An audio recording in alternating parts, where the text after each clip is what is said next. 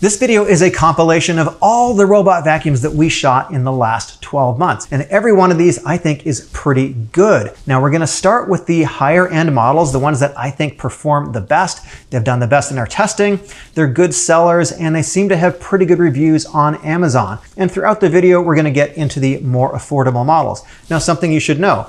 We do accept robot vacuums from manufacturers, but we never take money for a review. And all the testing that we do is completely independent, and we test every robot vacuum pretty much the same way every single time. Now, if you're interested in purchasing one of these, there's gonna be links down below, and also there's gonna be a button on screen where you can do that. Thanks for watching, and I appreciate your support. And see you in the rest of 2026. We're making a ton more videos. This is the world's most advanced robot vacuum. It's the Roborock Saros Z70. And in this video, I'm gonna show you how it works in the real world of my house. Now, Roborock sent this to me, but they haven't sent me any money. So you're gonna get an unbiased review of what's great and what's not. Let's talk about why this is the world's most advanced home robot. First, it's based on the Saros 10R, which is their super slim robot that's just under 8 centimeters high. Now it mops and vacuums, and it is the best robot we've tested so far. So they took the 10R as a base to build upon, and then they added a 5-axis mechanical arm. So how does it work? First, in order to grip an object, it needs to work and understand 3D space. So it has an array of sensors and cameras. You've got a time of flight sensor in the front and also a camera. It also has a grip sensor that measures the weight of an object. Right now it can pick up a maximum of 300 grams.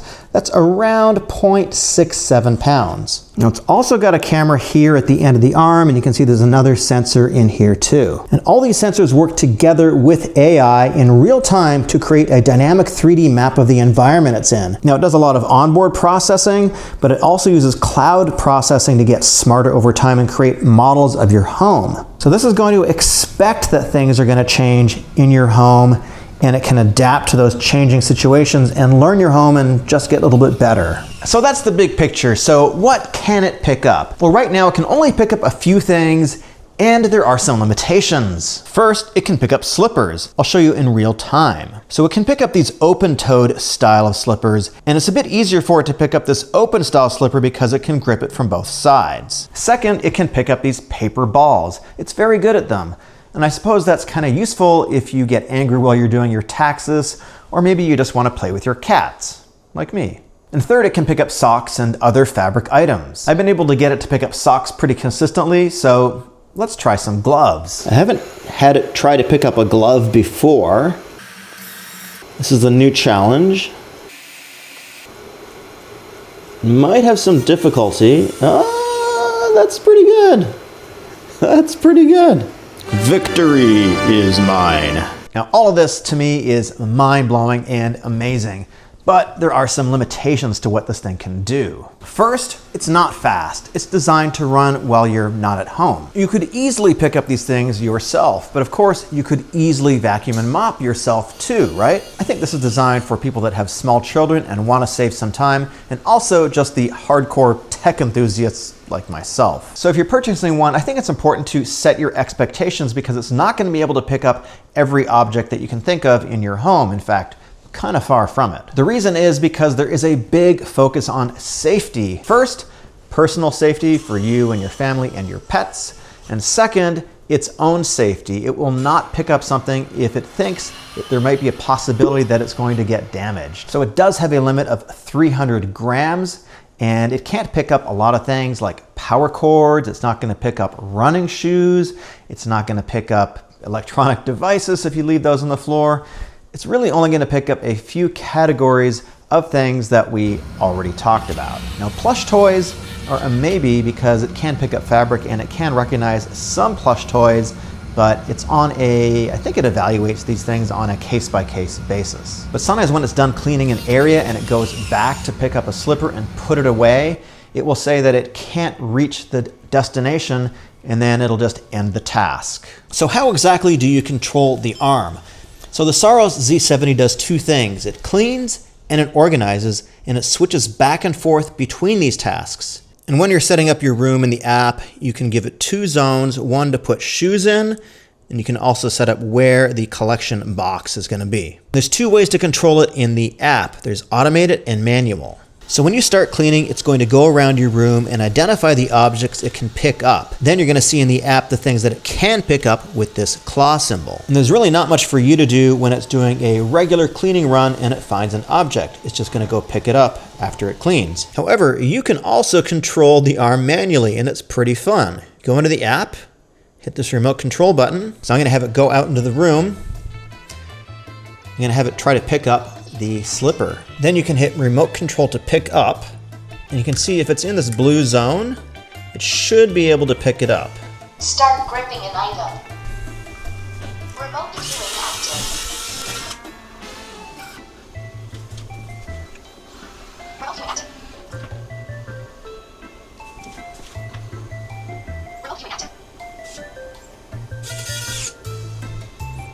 Now you can also control it manually with these little buttons here. So I can control the arm, I can control the motion of it, and I can have it move out and try to grip something.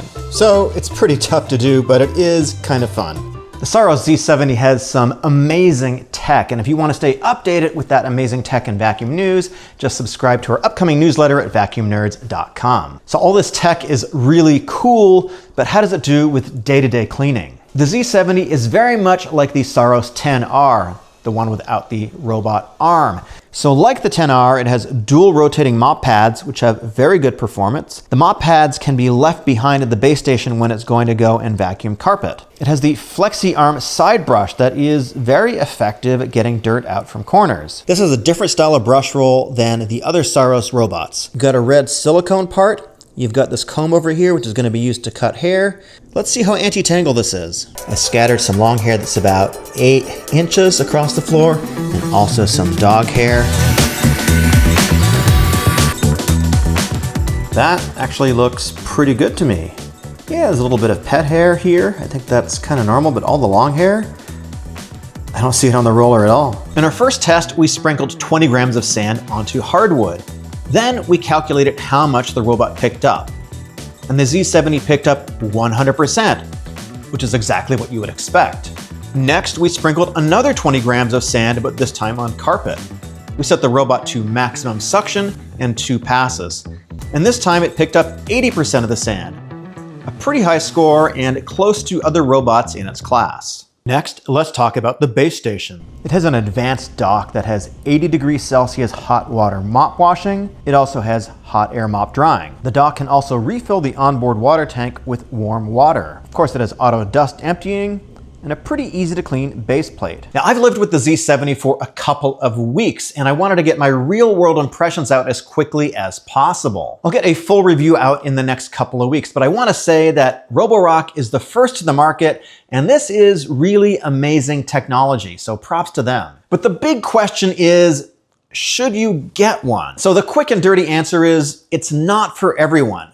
However, if you love tech and you love robots and you want the latest and greatest, absolutely run out and get it. It is amazing because of what it can do and what it promises to do. But you also need to realize this is a first generation product, and I expect there's going to be a lot of firmware updates, and future products are going to be able to do what it does a lot better. So let me talk quickly about the downsides of this. So is it going to be able to clean up things in your home that it would normally just vacuum around? Well, it works really well on paper balls. It works pretty decently on slippers, and there's not a lot else. So it's pretty limited in what its capabilities are right now. And it definitely doesn't pick up all of the objects all of the time. In fact, I think it's successful in maybe 60% of the cases. So again, this is an early product. So if you want this, you need to go in setting your expectations at the right level. So honestly, it's probably not the best fit for most people. If you're looking for a super premium robot, the Roborock Saros 10R is extremely capable and does everything that the Z70 does, but without the arm. I've been testing the Narwal Flow in my home for about 6 months now, so I've probably got more experience than anyone outside of Narwal to answer this one question. Is this the best robot vacuum on the market? Narwal has been improving their technology quite a bit over the last couple of years, and the Flow is their current flagship. You're gonna see a lot of paid videos on the Narwal Flow, but Narwal hasn't paid me, so let's start with the pros. They've upgraded the obstacle avoidance system and increased suction compared to the Narwal Freo Z from last year. And it has one very unique feature. And that is this track roller mop, and it uses warm water to mop your floor. And it applies it with 16 nozzles. You can see them right here. And as it's going across the floor, it is applying clean water and it's scraping off the dirty water. So the idea is as it's putting clean water onto the mop and collecting the dirty water, it's supposed to not just move the stain around your floor, but actually mop it up. And Narwal says this can apply up to 12 newtons of force. It's around 2.5 downward pounds of force. So in order to test out this new roller mop, I've spilled some coffee very cinematically because everyone knows that vacuum cleaners are pure art. And I spread it around and I let it dry overnight. And this is a very dry, crispy stain right now. I don't know if it's gonna be able to get these pieces off. I've never seen another robot vacuum do it. We're gonna send it out with the Freo Mind setting, which is the AI setting. Now it's supposed to automatically detect stains and keep working until your floor is clean. You can see it successfully identified the spill with its AI technology and is currently back at the base station, cleaning the mop, and it's gonna come back and do another pass.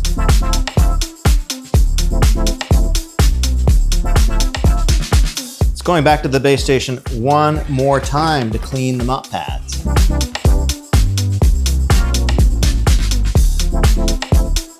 Just did 5 passes on the floor and I don't see any coffee stain left there at all. This is actually an incredibly impressive performance, right up there with the Ecovacs X9. Hard to say which one is better, but these are both 2 top performers. Really good. Next, we're gonna test it with some wet mess, which is soy sauce. Again, we're gonna send it out with the Freo Mind setting, so it should be able to detect the soy sauce on its own. Now, before it's even done, I just wanna see how much it's picked up. And that's just on the first pass. It's basically got all of it. And you can tell from what it's doing that it's going around in circles. It's cleaning up that space, giving it some extra attention, and it's gonna go back to the base station, clean the mop pads, and do it again. We tested its ability to mop into a corner. Its performance is on par with just about every other robot we've tested. In other words, it doesn't really mop very close. So how does it do in corner pickup? I paused the robot for our corner pickup test just to show you that the brushes don't extend into the corners quite as deeply as the robots that have extending brush arms. It still does a very good job, but it's not going to get quite in there if that is important to you. In our edge pickup test, the Flow did a very good job at sweeping up grains of rice and dirt. Now the brush roll extends out to the side and it's pretty dynamic. And in our edge mopping test in the kitchen, you can see it got very close to the baseboard for the entire length of the cabinets. Sometimes when it's going around a corner, it doesn't get quite as close as some models with spinning mop pads, but it still overall does a very good job. The Flow has 22,000 pascals of suction. That is almost double the 12,000 that the Freo Z has. On hardwood, it was very effective at picking up larger particles like ground up crackers and rice. It's also very good at sand. We sprinkled 20 grams of sand onto our carpet in the most cinematic way you can possibly imagine. Then we checked how effective the Flow was at picking it up. Then we repeated the process, but this time we ground in the dirt with our special grinding in technique. When we sprinkled the sand onto the carpet, the Flow picked up 100%, obviously a great score. And when we ground the sand into the carpet, it picked up 80%, which is about as good as any other robot we've tested.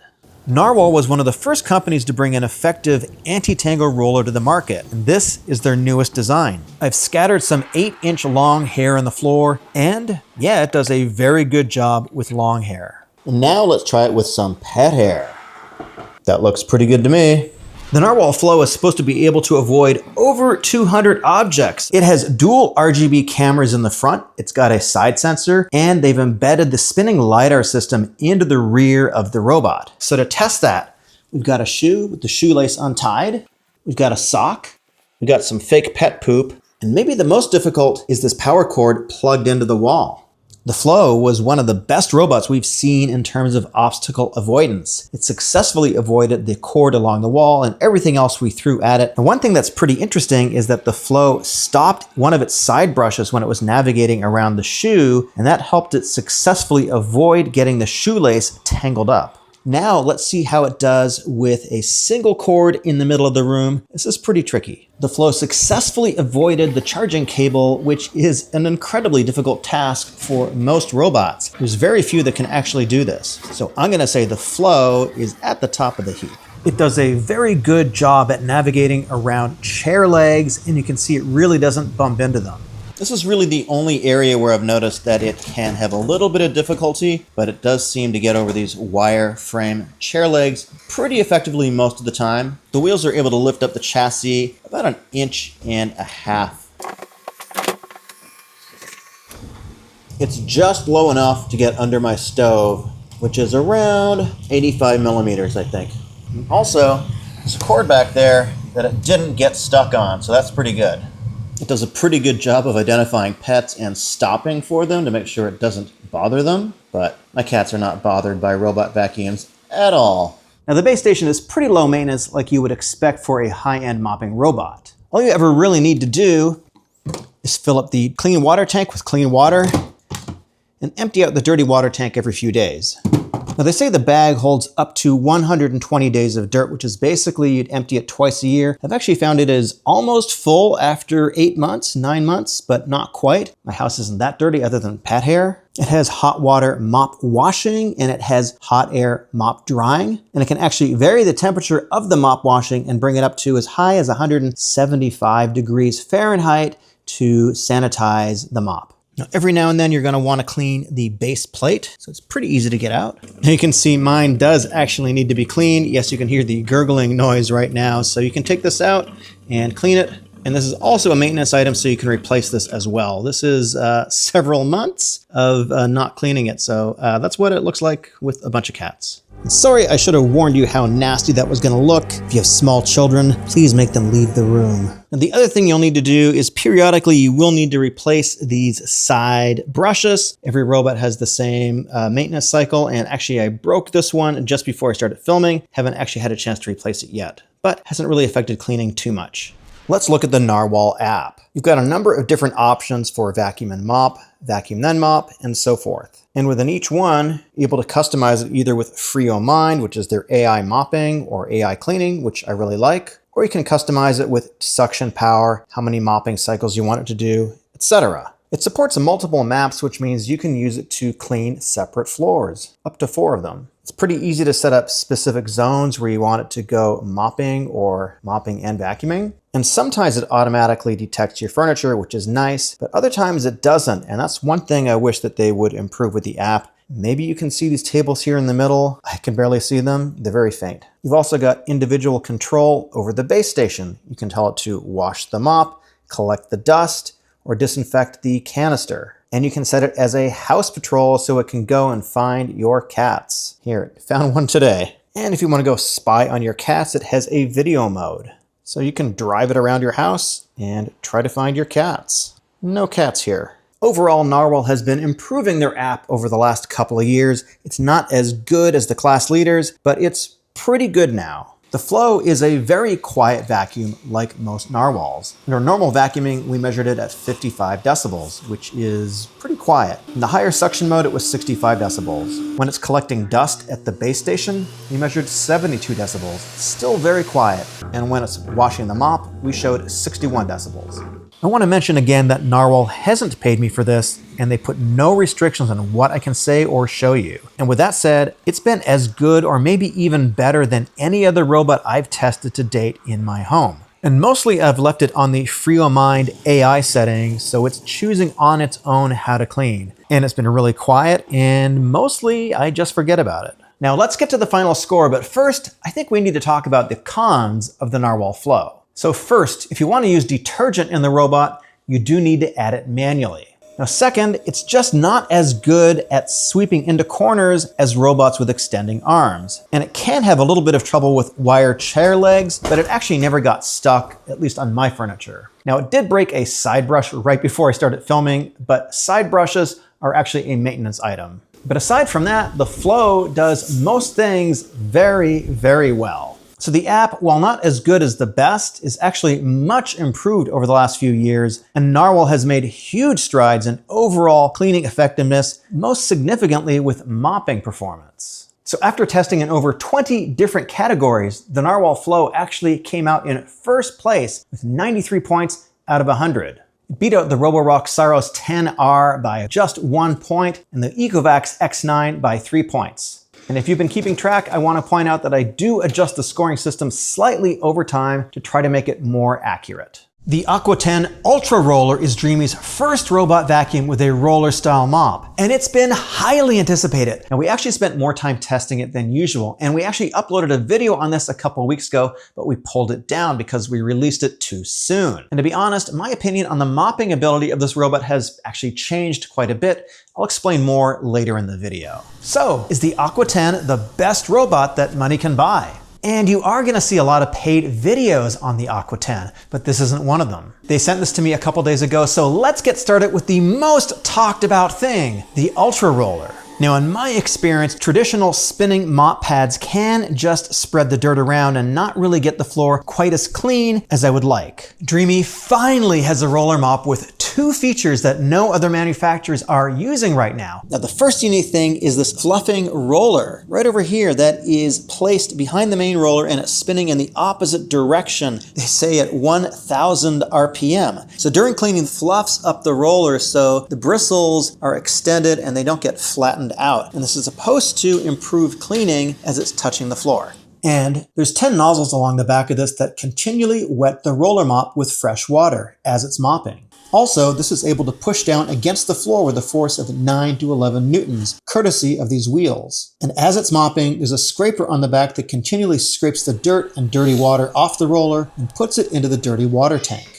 Now, the second unique thing about the UltraRoller is that it has a little cover that goes over the roller. Okay, you can see the cover has come over the roller and it's going to protect the carpet. When I put this back down, it's going to keep the carpet dry. And also when it's on carpet, it can lift the chassis up to 14 millimeters. Now, all this sounds really good, but how does it work in practice? I spilled some coffee, very cinematically, of course, and then dried it. This coffee stain is now dried, it's hard, it's not even sticky. This test is very difficult for anything but the most high-end flagship robots, typically. So first I sent the Aqua 10 out in AI mopping mode. They call it Clean Genius, and it's supposed to be able to look at your floor and determine what it needs to do to make it clean. We tested it several times, and the first time it had trouble seeing the stain.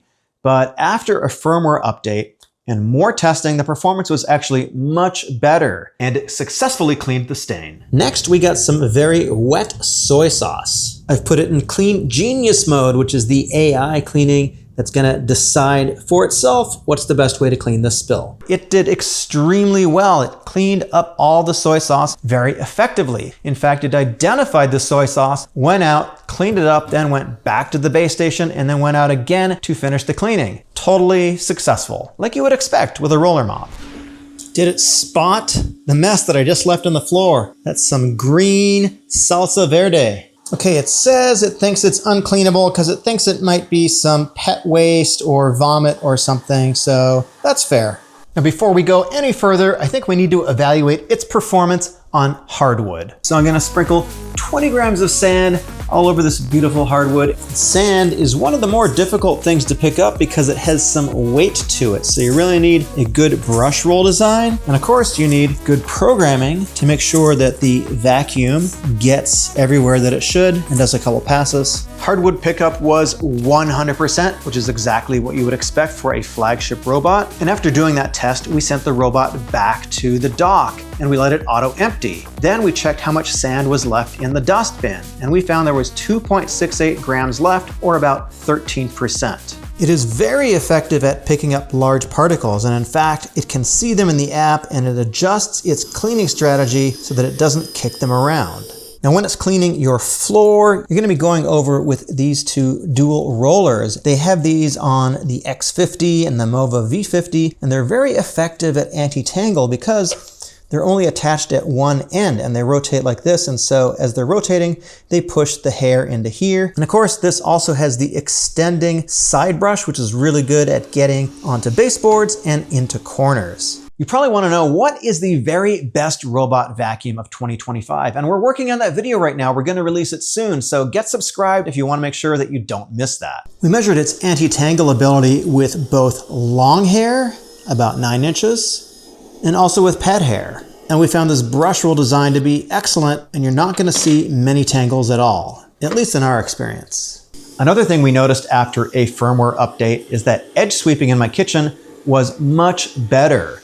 You can see the bottom of my cabinets are very close to the top of the robot, so it's actually quite challenging to get really close, but it did a pretty good job. So the second time we tried it in the living room with 20 grains of scattered rice, and it had no trouble getting right up to the baseboard the second time. It did kick some of the grains of rice out into the middle of the room, but it picked them up on a subsequent pass. I've got 8 grains of rice in the corner. Let's see how it does with the extending side brush. It successfully picked up all of the grains of rice in one pass. We also retested edge mopping in the kitchen. And again, my cabinets are pretty low and it gets in as close as it can. In the living room, without the cabinets, it got right up to the baseboards with no issues whatsoever. In our corner mopping test, it did about as well as any other flagship robot. Now this is a hard test, and as of yet, there's no robot that's aced it.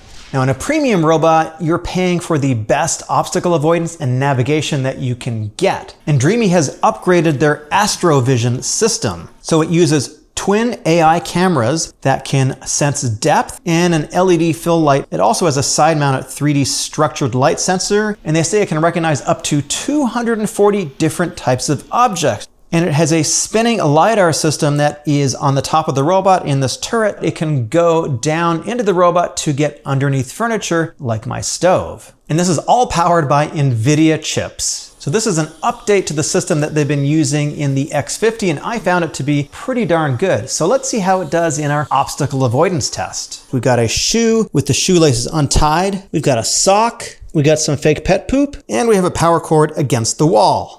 The obstacle avoidance performance is about the best we've ever tested. Dreame has gotten really, really good at this. Now, what's even more difficult is avoiding a charging cable. A lot of robots have trouble with this, but not the Aqua 10. Good job.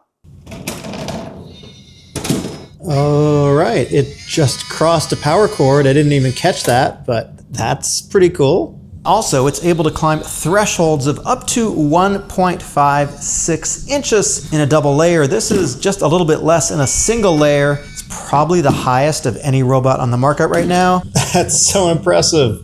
Now, it is very good at navigating through complex environments like my table with these wire leg chairs. It has no trouble at all, and it can get quite close up to them, even with the roller brush and the extending side brush. It cleaned under my stove, which is pretty low, and it also effectively avoided the power cable back there, which has tripped up a lot of other robots. One of the most important things you can have a robot vacuum do is vacuum your carpets. So we like to test every one of our vacuums in exactly the same way, but that doesn't mean we can't have a little fun sprinkling 20 grams of sand on the carpet.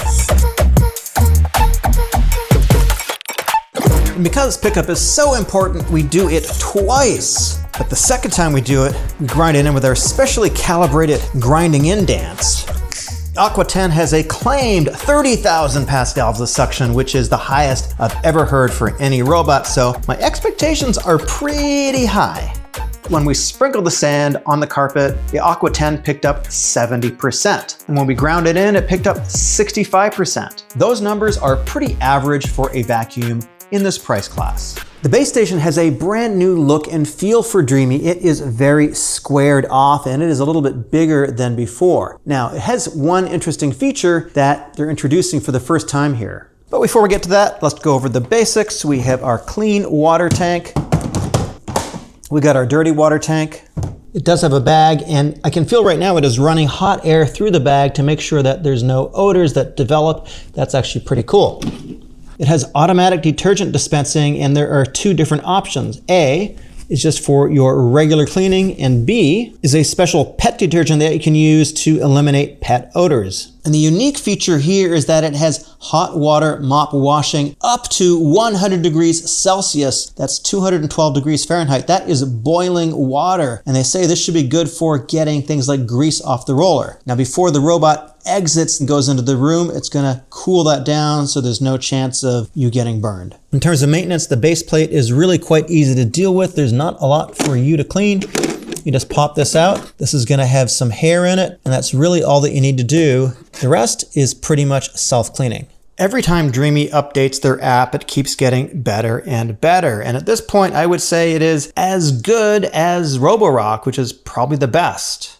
It also has a camera on board. It is a very quiet robot. We measured 60 decibels in normal cleaning. When it's at the base station and emptying the dust, it's at 77 decibels. And when it's cleaning the mop, we saw a maximum of 68 decibels. Now, Dreame is a popular brand, and this is their first roller style vacuum. And that means there is a ton of anticipation for this product. But I'm not getting paid, so that means I'm gonna be honest. And I think overall, the Aqua 10 UltraRoller is an excellent robot vacuum. It performed extremely well in most of our tests. Obstacle avoidance is about as good as it gets. And in my home over the last couple of weeks, it didn't get stuck in anything. And that is saying something. On hardwood, pickup is amazing, and even with larger dirt.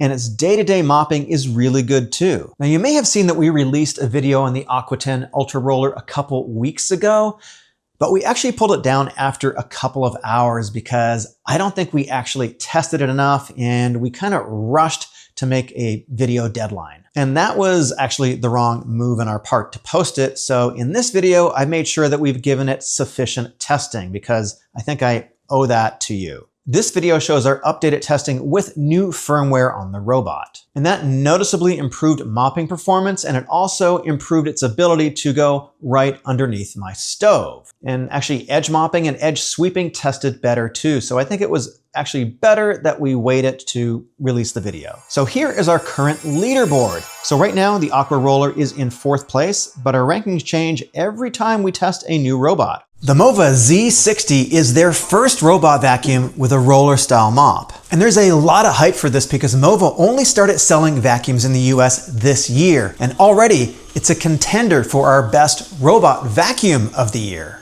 And honestly, the bar is really high for that right now. Now, just to be clear, MOVA didn't send me any money. I'm sure you're gonna see some paid videos on the Z60, but this isn't one of them. MOVA sent me the Z60 and it has 2 features that I have not seen before in a robot vacuum. But first, let's see if this roller mop thing actually works in my house.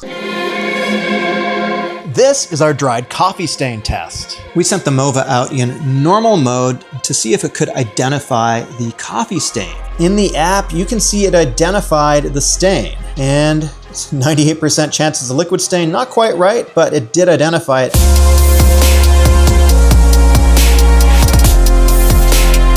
It's gone back to the base station to charge, but in the meantime, get a dry paper towel. This is the first time I'm seeing it too.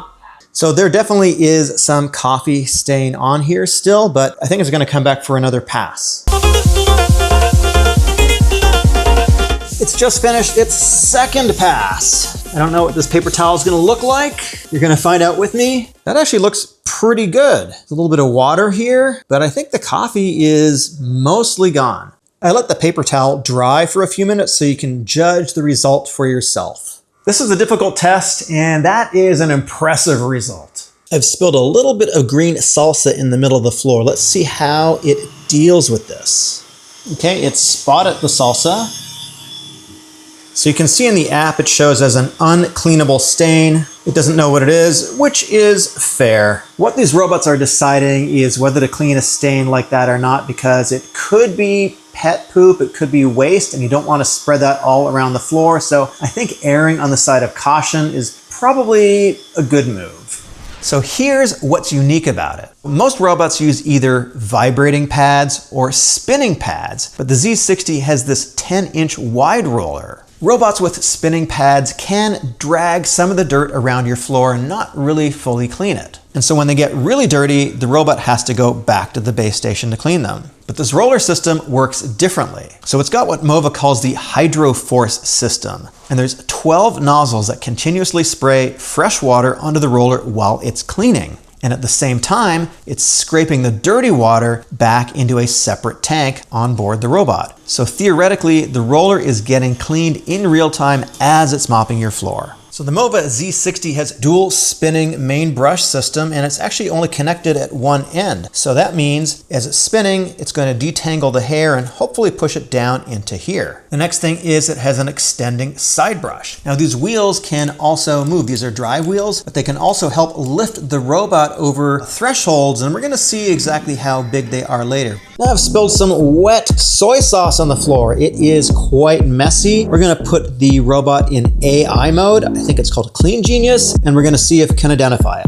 In the app, it showed that it identified a liquid stain, and there's the photo. It just completed its first pass, and there's definitely some soy sauce left on the floor. I'm not quite sure how much, but it's cleaning the mop pads, and let's see if it goes out for another pass. That's the second pass. It looks a lot better.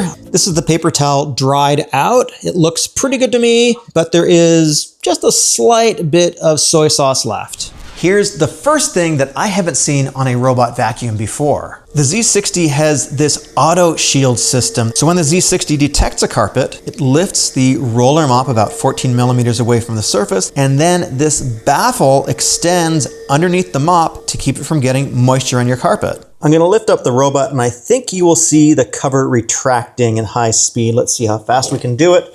There it is. Difficult to catch, but that cover comes down when it's on carpet. And that is really cool. Now, the second unique thing about the Z60 is this fluffer tech. They call it fluff roll. And what it does is it spins in the opposite direction of the brush roll, and it fluffs it up. So it's supposed to help clean your floor more effectively by helping keep the brush roll fluffy. Now, all those things are pretty cool, but there's actually something that MOVA did which kind of surprised me that I wasn't expecting, that tells you that MOVA is really into providing value. And that is this box of accessories. So you get 3 extra brush rollers, you get an extra main brush, you get 3 filters, you get a bottle of cleaning solution, you get a bottle of pet odor solution, and a couple extra bags, and you get a couple extra side brushes. So with your initial investment, you can actually use this thing for quite a while before you need to replace anything.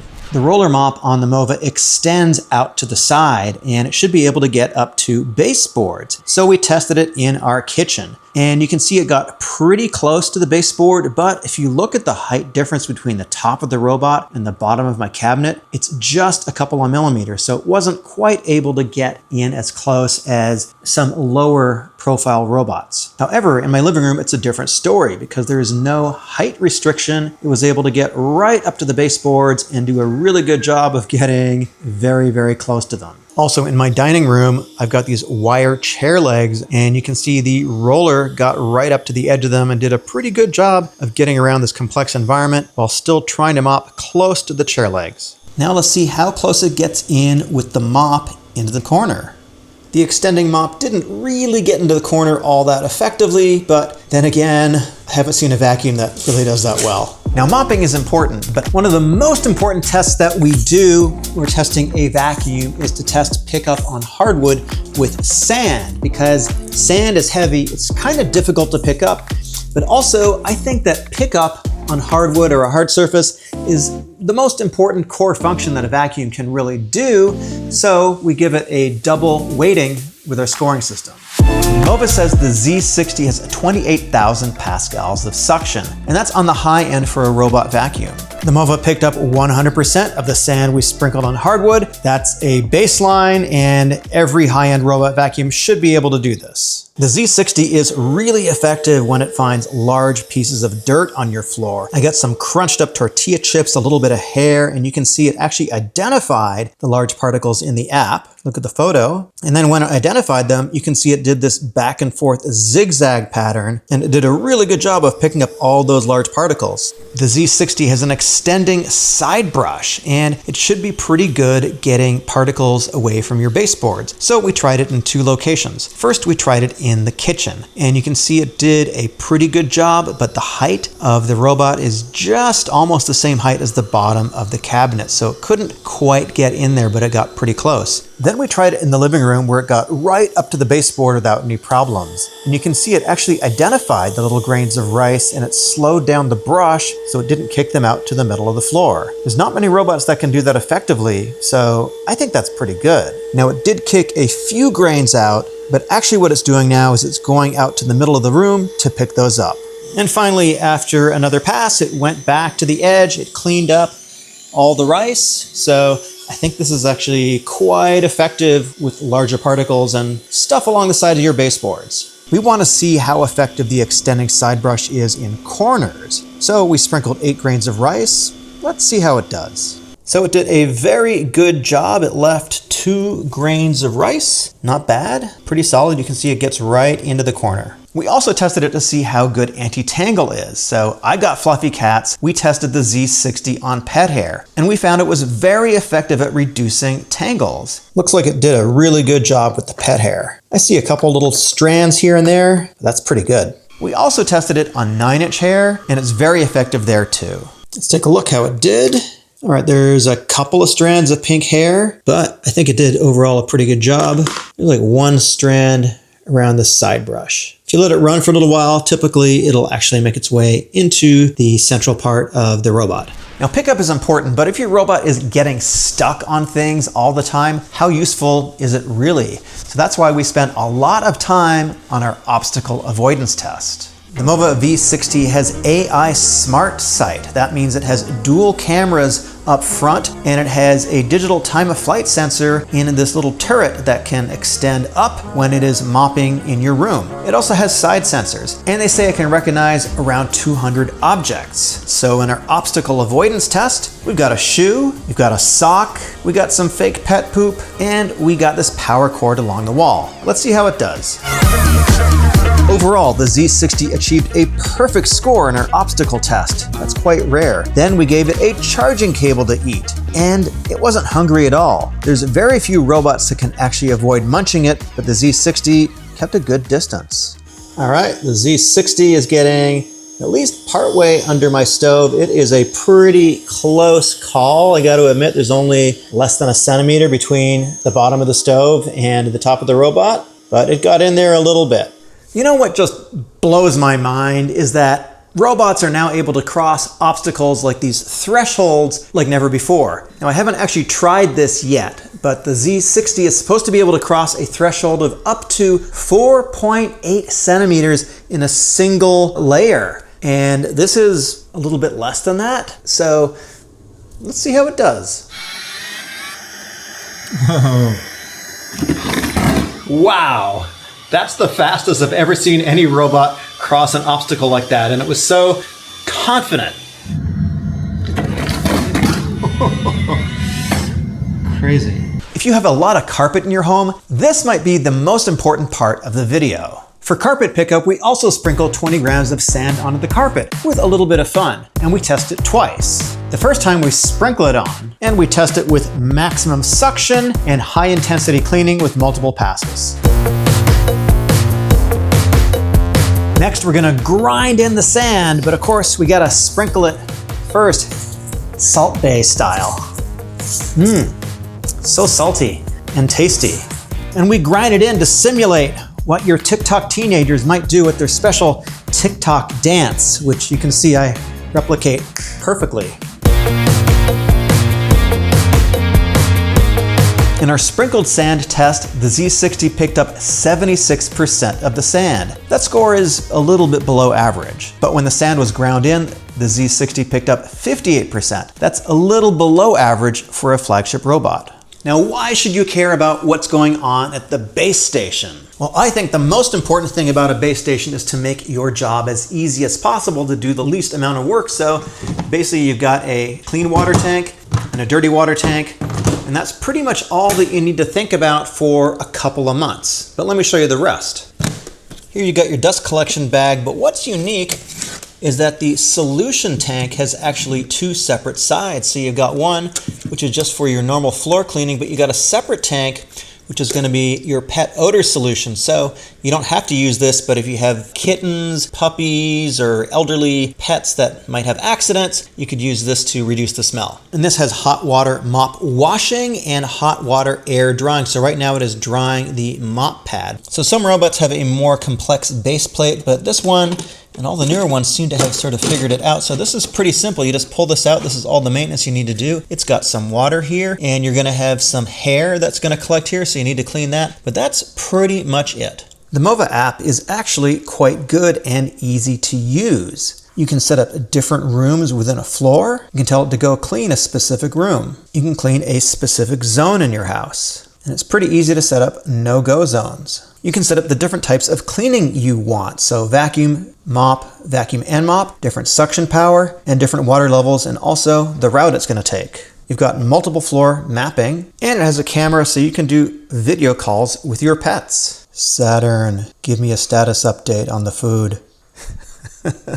We found the Z60 to be average in the noise department. In other words, it's not loud. At about 6 feet, we measured it at 63 decibels, mopping and sweeping. That's around conversation level. Washing the mop was also 63 decibels, and emptying the dustbin was 73 decibels. If you want to see daily videos on vacuums, we're now on TikTok and Instagram. Search up Vacuum Nerds. Here are my final thoughts on the MOVA Z60 UltraRoller. To cut to the chase, for a roller style mop, the Z60 is very, very good. Its ability to recognize the different types of mess or dirt it's dealing with is really strong. In fact, it is one of the best we've ever tested. Its navigation and obstacle avoidance are also at the top of our rankings. And in the real world of my home, it never got stuck, and it avoided everything in my house over a week of testing. That is super impressive. So if you hate cleaning and you hate maintaining things, the Z60 is a really strong choice. So how does it rank on our leaderboard?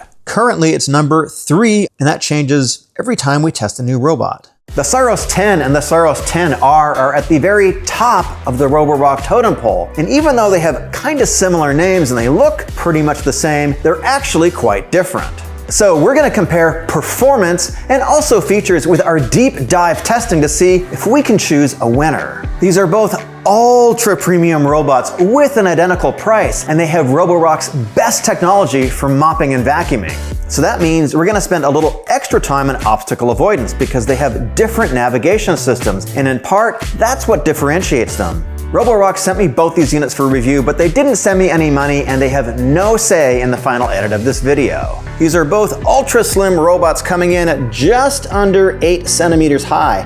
That's about 3.1 inches. That means they're gonna be both very good at getting under low furniture. The Saros 10 might be good at cleaning underneath the stove, but there's one thing it can't do, and that is retrieve all of these cat toys that I think you put under there. There are some differences in navigation. The 10R uses the new StarSight 2.0 solid state navigation system, and this has a time of flight sensor in front of it that is able to map out 216,000 sensor points. They both have the same Vertibeam side sensor for seeing objects on the side, and they both use RGB cameras, which helps them identify objects in real time from a pretty large database. However, the Saros 10 has a traditional spinning LiDAR system which sits on the back of the robot, and it goes down when it goes underneath furniture. However, when it's cleaning your room, it rises up. The Saros 10 base plate is fixed. You can't get it out. It's a little bit more difficult to clean. This cleans the mop pad as it moves back and forth, so a little bit more complicated.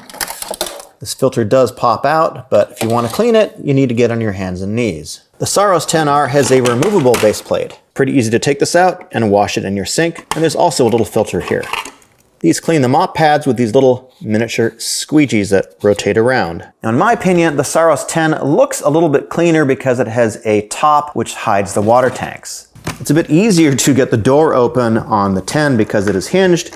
You need to pop it off for the 10R. and they both have detergent dispensing. And you should be able to use any kind of robot detergent that you want. They both have dust bags that should last you at least 90 days. I'm not sure what the official word is. Now they are both extremely shiny, although they do both come, I believe, in black and white, especially the 10. So if you want something a little more stylish looking, you should be able to get the 10 in the white color, which is matte, instead of super shiny where you can see literally everything there. It's like a mirror. So both docks have hot water mop washing. They both have hot air drying and auto dust emptying. So with that, let's get into our first test, which is hardwood pickup performance. The Saros 10R has 19,000 pascals of suction, whereas the Saros 10 has 22,000. In the real world, I'm not sure how much difference that's gonna make, but we're gonna check it out. We sprinkled 20 grams of sand onto our hardwood, and then we sent each robot out to see how well it performed. Both robots picked up 100% of the sand on hardwood. Next, let's move on to carpet. We conduct our carpet test twice. For the first pass, we sprinkle the sand on the carpet. In the second pass, we grind it in with our special grinding in slippers. In our carpet test, the Saros 10R picked up 80% on the sprinkled sand and 60% for ground in. The Saros 10 had very similar scores with 80% for sprinkled and 70% for ground in. We got some 10-inch green hair on the carpet. Let's send the 10R out and check the results afterwards. Let's take a look. I don't see any long hair on these brush rolls at all. I think this is a pretty effective system. Now, let's see how it does with pet hair. I don't see any cat hair on here at all. The Duo Divide anti-tangle system is extremely effective. These two independent brush rolls funnel the hair right into the center of the robot. They both have a side brush that pops out to get into corners, and this is also anti-tangle. Both the 10 and the 10R are really good at corner pickup. They have extending side brushes, which is great for picking up pet hair and other kinds of dirt. The Saros 10 uses the VibraRise mopping plate design. It is a little bit bigger than before, and as before, you can take this off, clean it, and these are the vibrating plates. Roborock says this is able to exert 8 newtons of downward pressure on the floor. It also has an independent side mop. The Saros 10R has 2 spinning mop pads. They're magnetic. You can detach them pretty easily. You can also take off the cloths to clean them. And this one moves out to the side to get along baseboards and into corners. Next, we're gonna test mopping performance with some soy sauce. Let's see how the Saros 10 does. There is some soy sauce left on the floor. You can see my handprint. I think that's pretty much par for the course. Now let's see how the Saros 10R performs. And of course, we're gonna make sure the floor is cleaned between each test.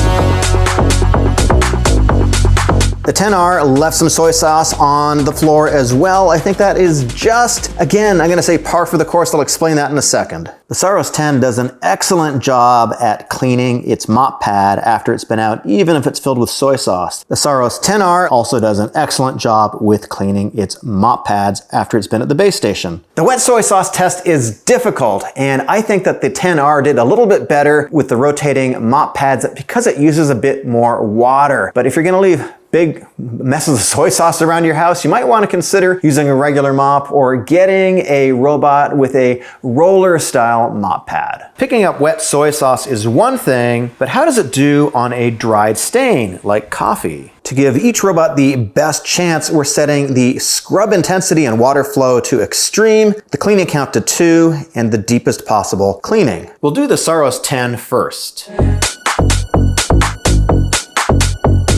I don't really see any coffee left on the floor. That seems to be quite effective. We're gonna test the Saros 10R with the coffee stain. You can see the stain looks a little bit different because this is my actual living room. It's not perfectly flat, so the coffee tends to run down along the floor. 10R just finished, and it actually went back to the dock station to clean the mops in between, and then it came back to finish up. I guess it detected some dirt and looks pretty clean to me. That's a little bit wet. I don't really see much coffee on here. Side mopping on both these robots is excellent, although I have heard that with the smaller side brush on the Saros 10, that if you've got little moldings on the side of your baseboard, it might ride up onto that. Now, obviously on this regular straight baseboard, there's no issue with either one. Both robots had about the same performance when attempting to mop into corners. The 10R has an extending side mop, which gets pretty close into corners, but not quite. And I thought the Saros 10 would do a little bit better with its tiny little side mop, but ultimately it doesn't extend, so it doesn't really get much closer in. In terms of how they compare to competitors, they're about the same as other high-end robots in this respect. Both the 10 and the 10R are excellent with not bumping into table legs and furniture. There are different settings that you can use. However, these are both at the top of their game, and I don't think one has an advantage over the other. Our obstacle avoidance test is going to be a little bit spicy because we have two different types of obstacle avoidance systems. The Saros 10 has a traditional spinning LiDAR system, and the Saros 10R has a solid state system in the front of the robot. We got a shoe with the shoelaces untied, we got a sock, we got some fake pet poop, and we have a power cord along the wall in a realistic position. And at the end of this, we're going to put down a charging cable as well. Let's start with the Saros 10.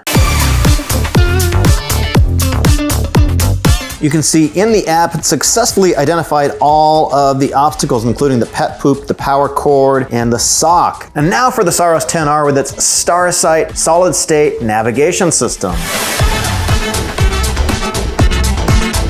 The 10R did an excellent job too, and I think you can see why this is the benefit of having a camera. It can recognize objects and identify them, and it can actually take pictures of them too if you allow it. There's the shoe, there's the power cord, and it even saw a coffee stain that I left from an earlier test, and it went and actually identified it and did some extra cleaning. The Saros 10 was a little hungrier than the Saros 10R. It ate our charging cable multiple times, the 10R didn't.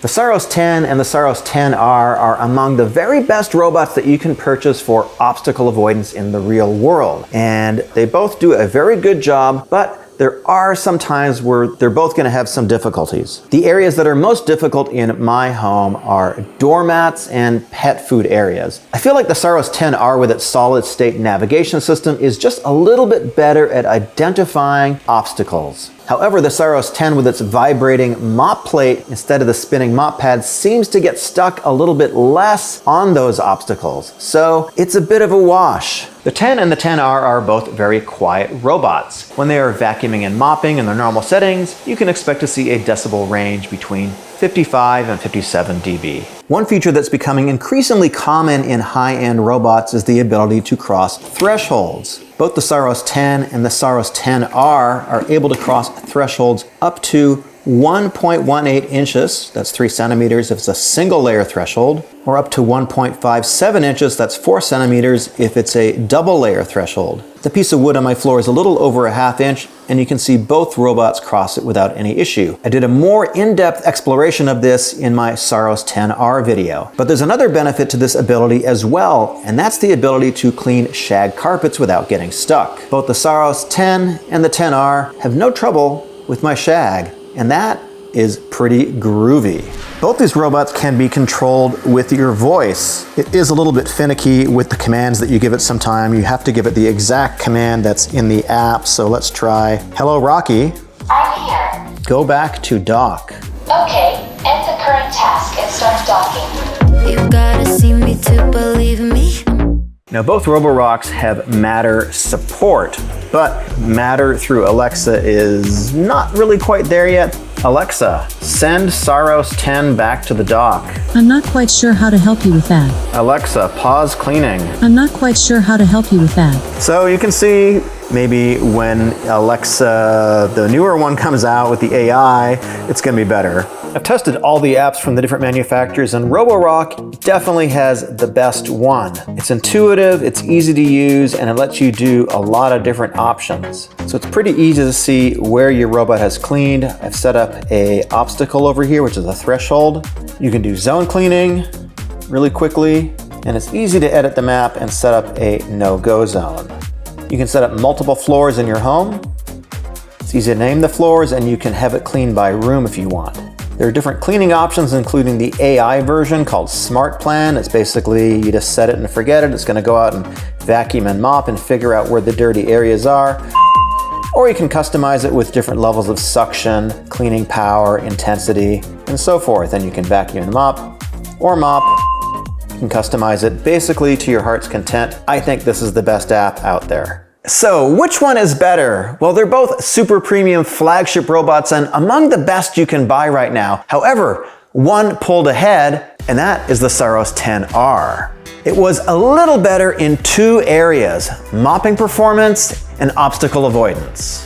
The Z10 has dual spinning mop pads, and in our test, they were just a little bit more effective with dried coffee and soy sauce than the Z10 with its vibrating mop pad. The spinning mop pads in the Z10 use more water, and while that might mean they leave some streaks, they do remove a stain with less passes than the Saros Z10. And the Saros Z10 has a slightly better obstacle avoidance system than the Z10. With its solid state system, it's able to avoid phone cables better, and in the real world of my home, it identified more obstacles proactively in the app, and it just avoids them a little bit more often.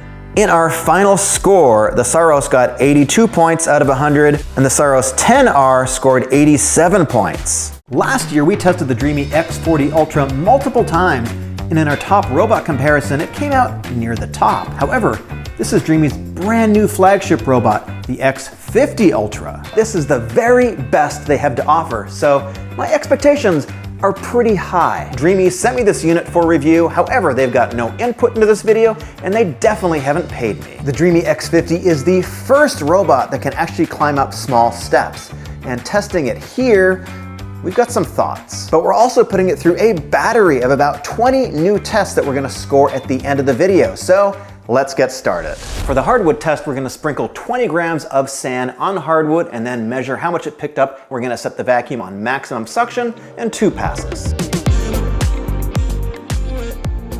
So as expected on hardwood, it picked up 100%. Let's try it on carpet. For the first carpet test, we're just gonna sprinkle the sand on top and not grind it in. For the second test, we're gonna grind it in and see how it performs. And between each test, we're gonna vacuum up the carpet with my Dyson V15 set to maximum suction to make sure there's no extra sand left in the carpet.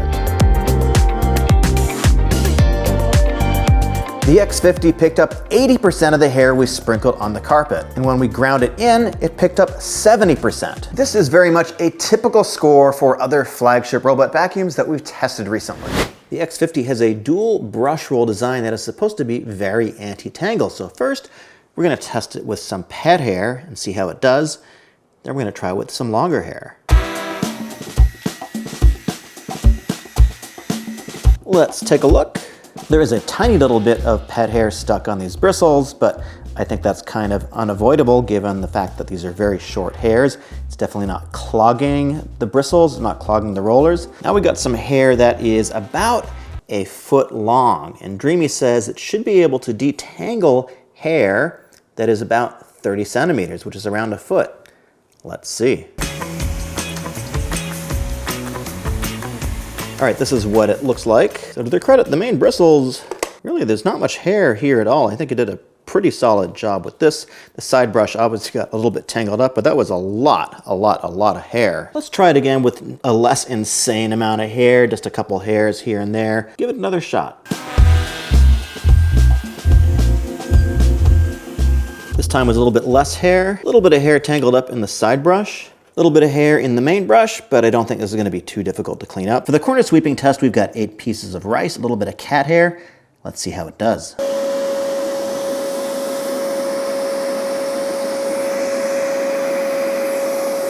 And it had no problem sweeping up all 8 grains of rice and the cat hair. Good job. And if you like saving money, sign up for our deals newsletter at vacuumnerds.com. For our mopping test, we're gonna put a standardized amount of soy sauce on the floor.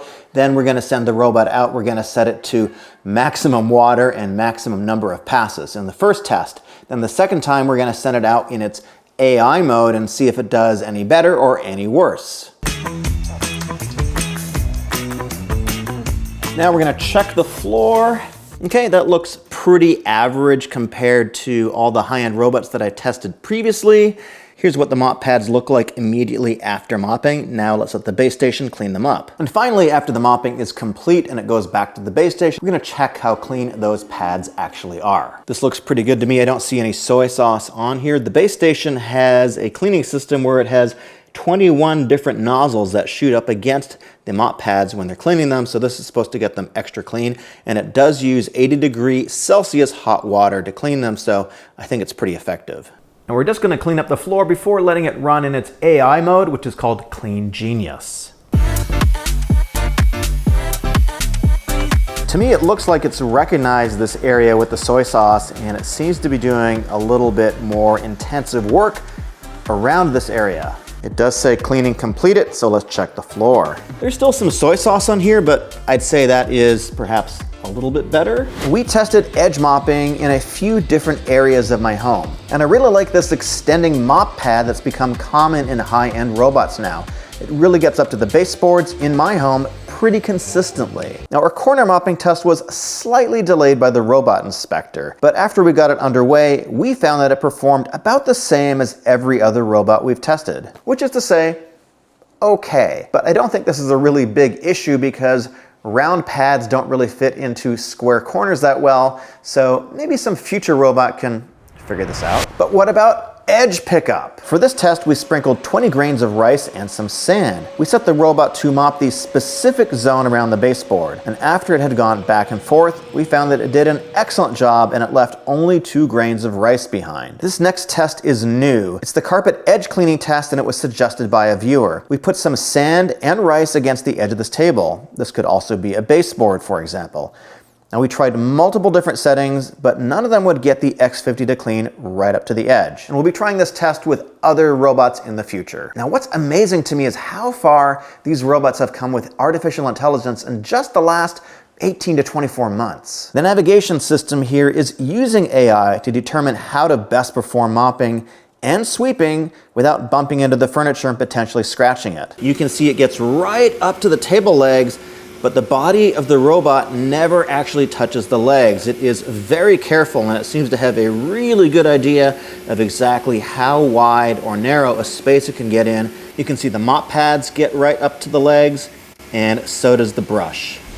In our obstacle avoidance test, we've included the most common items that a lot of robots struggle with. We got a shoe with untied shoelaces, we've got a sock, we've got some fake pet poop, and we've got a power cord in a realistic position against the wall. The X50 has a brand new navigation system. It's called VersaLift. On top of the unit is a brand new time of flight sensor that can see 360 degrees around it. It also has an RGB camera and a side sensor along with AI. Let's put it to the test. The X50 did a pretty good job with the obstacle course. I'm not convinced that it saw the power cord the first time out. You can see it actually touched it, although it didn't really have a problem with it.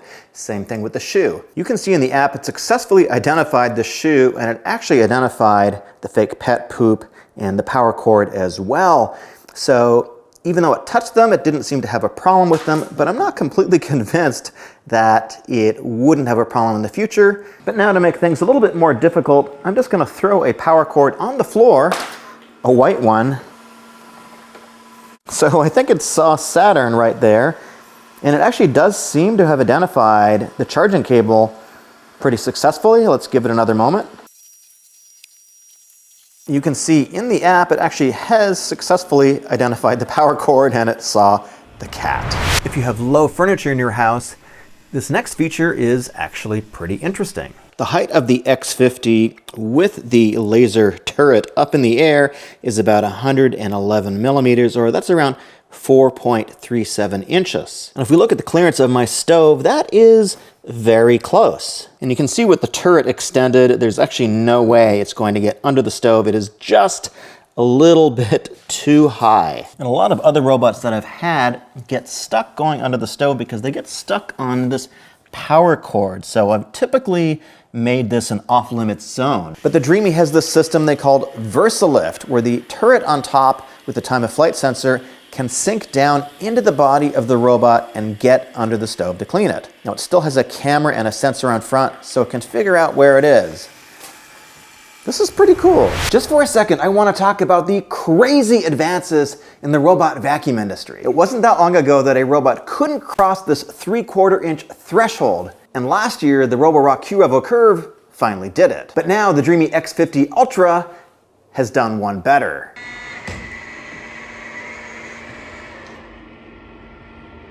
It can cross this 3/4 inch threshold with ease. That's about 2 centimeters.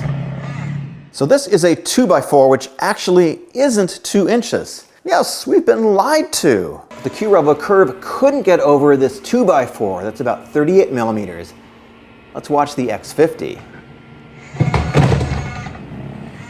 It has 2 different modes you can put into the app for crossing thresholds. And they say they've tested this so it can go over a threshold like this 30,000 times. Now, Dreame says that the X50 can go over thresholds that are as high as 6 centimeters. That's about 2 1/3 inches.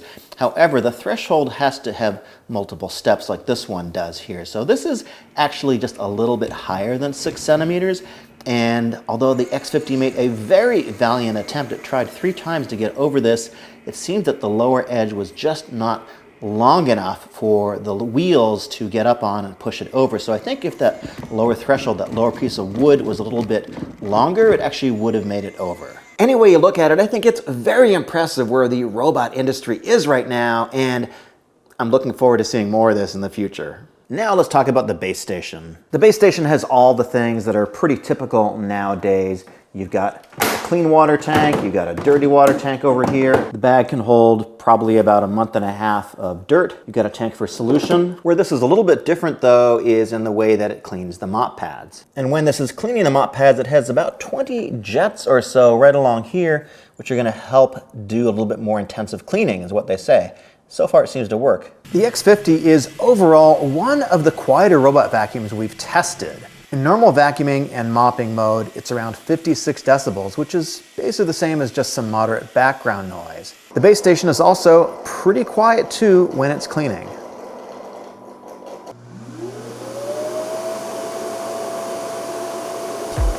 And now it's time for the final score. Most of the categories have a maximum score of 5 points, except hardwood pickup and carpet pickup. We're giving those double weight because I think that those are the core functions that are most important, so that's how we're doing it. But let me know if you think we should rank obstacle avoidance a little bit higher as well for future videos. So is the Dreame X50 Ultra the very best vacuuming robot that you can buy right now? Well, it did score 89 out of a possible 105 points. That is very good. That actually puts it number 2 right behind the Roborock Qrevo curve. And I'll put the scoring up on screen if you want to pause the video. We're also listing some of the key features which we're not including in the scoring. Now, overall, the Dreame X50 Ultra is an excellent mopping robot. You really can't go wrong with this one. It is just as good as the last year's X40 in every category, but they've actually added some features, so that makes it a little bit better. The navigation has been improved. It has step climbing. It's able to go under low furniture, and it's definitely quieter than last year's too. So if you're looking for a flagship robot, it's a pretty good one.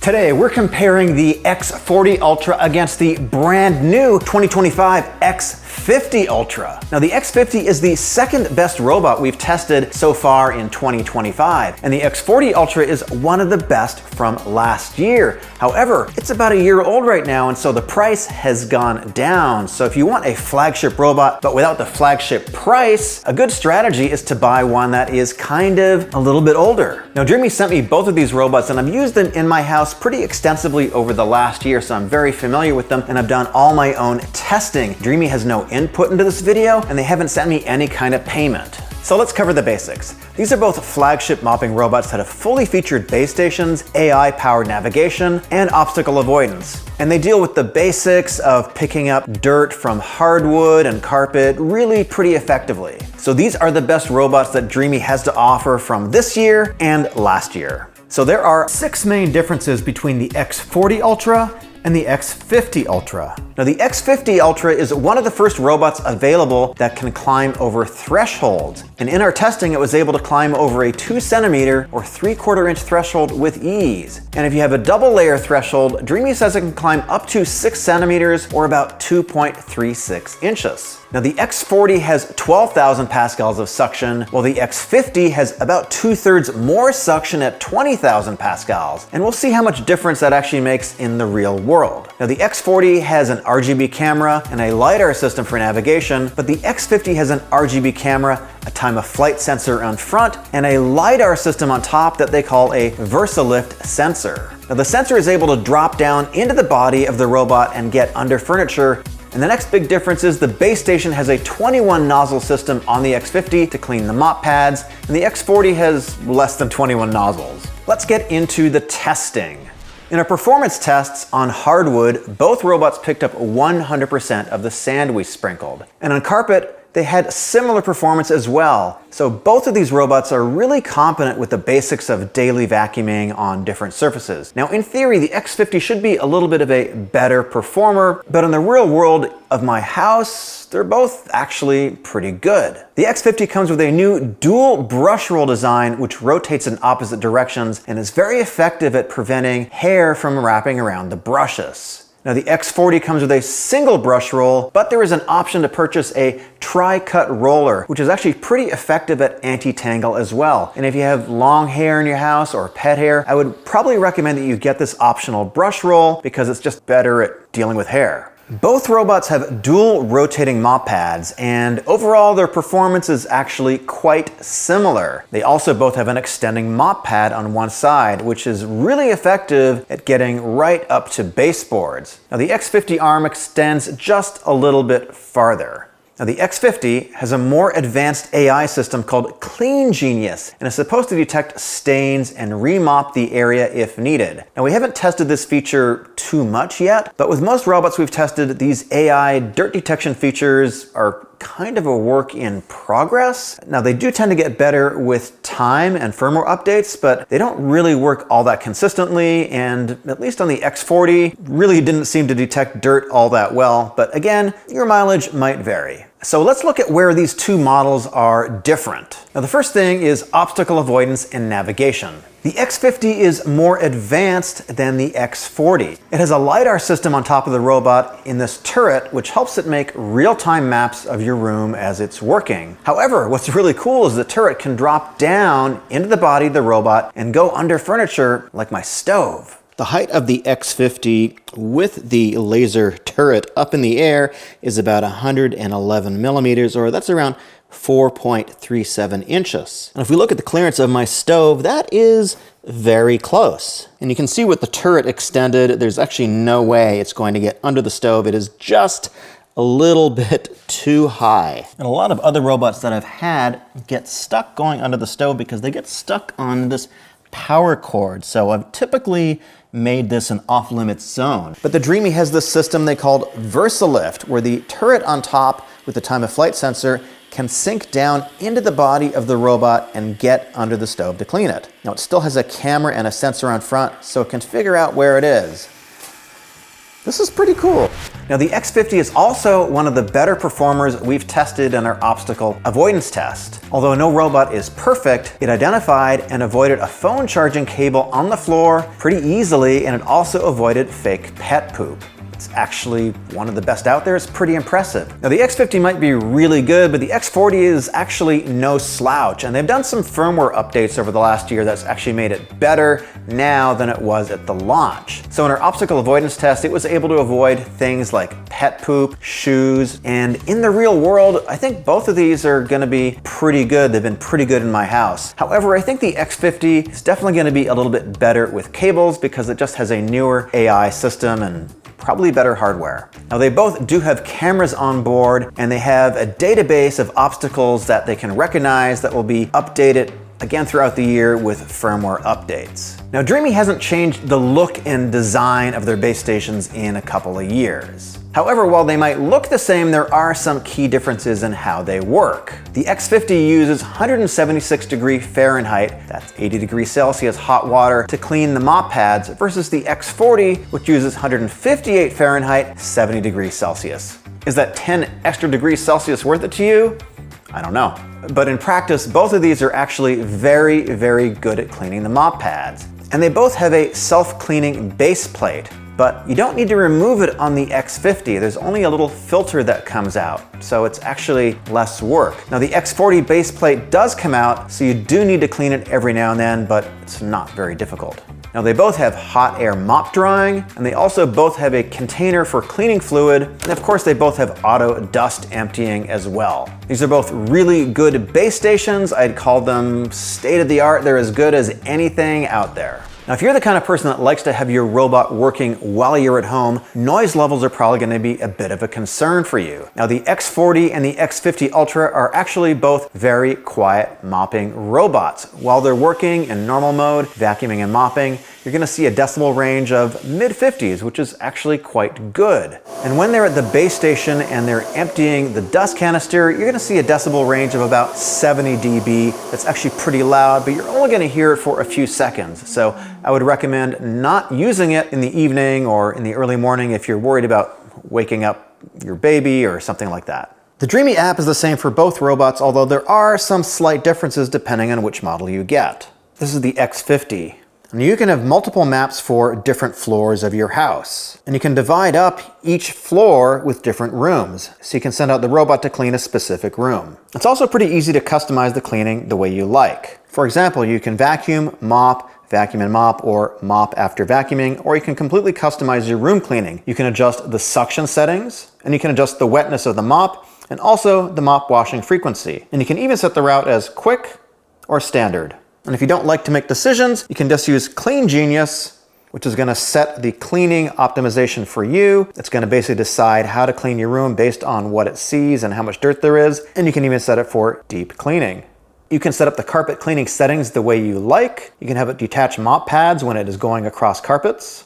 You can set it to carpet boost. There's a lot of different options. And you can even set the intelligent obstacle avoidance settings the way you like to take pictures of your pets or not. There's a privacy policy right here. And I think overall, the Dreame app is very good. It's definitely one of the better ones on the market. It's very easy to use. Now the X50 has one major feature that the X40 doesn't have. If you have thresholds in your home between one room and another, or maybe a sliding door, the X50 will be able to handle these much better. The robot is able to lift itself up over thresholds and also some obstacles, so it gets stuck way less. And this chassis lift system, this is actually the best one we've seen in any robot that we've tested so far. It's the most capable. It has no trouble crossing a 3/4 inch threshold at all. And in fact, it even got over a 2x4, which is actually around 1.5 inches or 38 millimeters. And even the best Roborock that we've tested so far couldn't get over the 2x4. Now that's really impressive, but Dreame says the X50 can get over a 2-stage threshold of about 2.26 inches or 60 millimeters high with 2 steps to it. So when we tested it, our lower step wasn't quite wide enough for it to cross it successfully, but I think in a future test it's going to be able to do that. Now the X40 doesn't really have any chassis lift system, and Dreame says the X40 can cross objects up to about 20 millimeters or a little bit more than 1/2 inch, although we actually haven't tried it. If you're looking for a flagship robot, both the X40 and the X50 are really solid performers. They're actually some of the best that we've tested in the last year. And the user reviews I've seen online are really positive as well. People do seem to like Dreame as a brand and their robots in general. Roborock has launched a brand new flagship line of mopping robots. It's called the Saros line. And this is the Saros Z10. And this is their most advanced robot yet with their best and newest navigation system. And we're gonna put it through our new battery of about 20 tests to find out if it is the very best mopping robot that you can buy right now. The Saros Z10 and its brother, the Saros Z10, were introduced at the Consumer Electronics Show in Las Vegas a little bit earlier this year. These are both ultra slim robots that are a little bit less than 8 centimeters high. They both have advanced base stations, improved suction, and mopping performance. Now, Roborock sent me the Saros Z10 for review. However, they have no input in this video, and they definitely haven't paid me. Now, we're gonna compare these two robots in a future video. So for now, let's get into the testing. In our testing, we're giving 5 points to each category with 3 exceptions: hardwood pickup, carpet pickup, and navigation. We think those should be double weighted because those are very important functions. In our hardwood pickup test, we're sprinkling 20 grams of sand onto the hardwood. We're gonna set the robot to maximum suction in 2 passes, and then we're gonna measure the results afterwards. And it picked up 100% in hardwood, which is exactly what you expect. For our carpet test, we're gonna run it twice. First, we're gonna sprinkle 20 grams of sand onto the carpet and not smush it in and let the vacuum do its thing. In between tests, we vacuumed the carpet to get a full reset. The second time, we're gonna repeat the test, but this time we're gonna crush it in with our red shoe. When we sprinkled the sand on the carpet, the 10R picked up 80% of the sand. And when we ground it in, it picked up 60%. This is a very similar score to the Roborock Qrevo curve. Let's talk about the main brush roll. It's called Duo Divide. And what you've got is two independent brush rolls that spin at separate speeds, and they're designed to eliminate tangles by pushing the hair down to the center into here. If you do get tangles, these just pop out really easily. We got some 10-inch green hair on the carpet. Let's send the 10R out and check the results afterwards. Let's take a look. Looks pretty good to me. I don't see any long hair on these brush rolls at all. I think this is a pretty effective system. Now let's try the same test with cat hair, of which I've got a lot. I don't see any cat hair on here at all. This is definitely very good. Compared to just a couple years ago where tangles were kind of a big issue for vacuums, I think Roborock makes one of the best, if not the best, anti-tangle system I have seen on a robot yet. For a corner pickup test, we've got 8 grains of rice, a little bit of cat hair. Roborock has a technology they call Flexi Arm, where this brush pops out to the side and is able to get into corners. And let's see how that extending side brush works.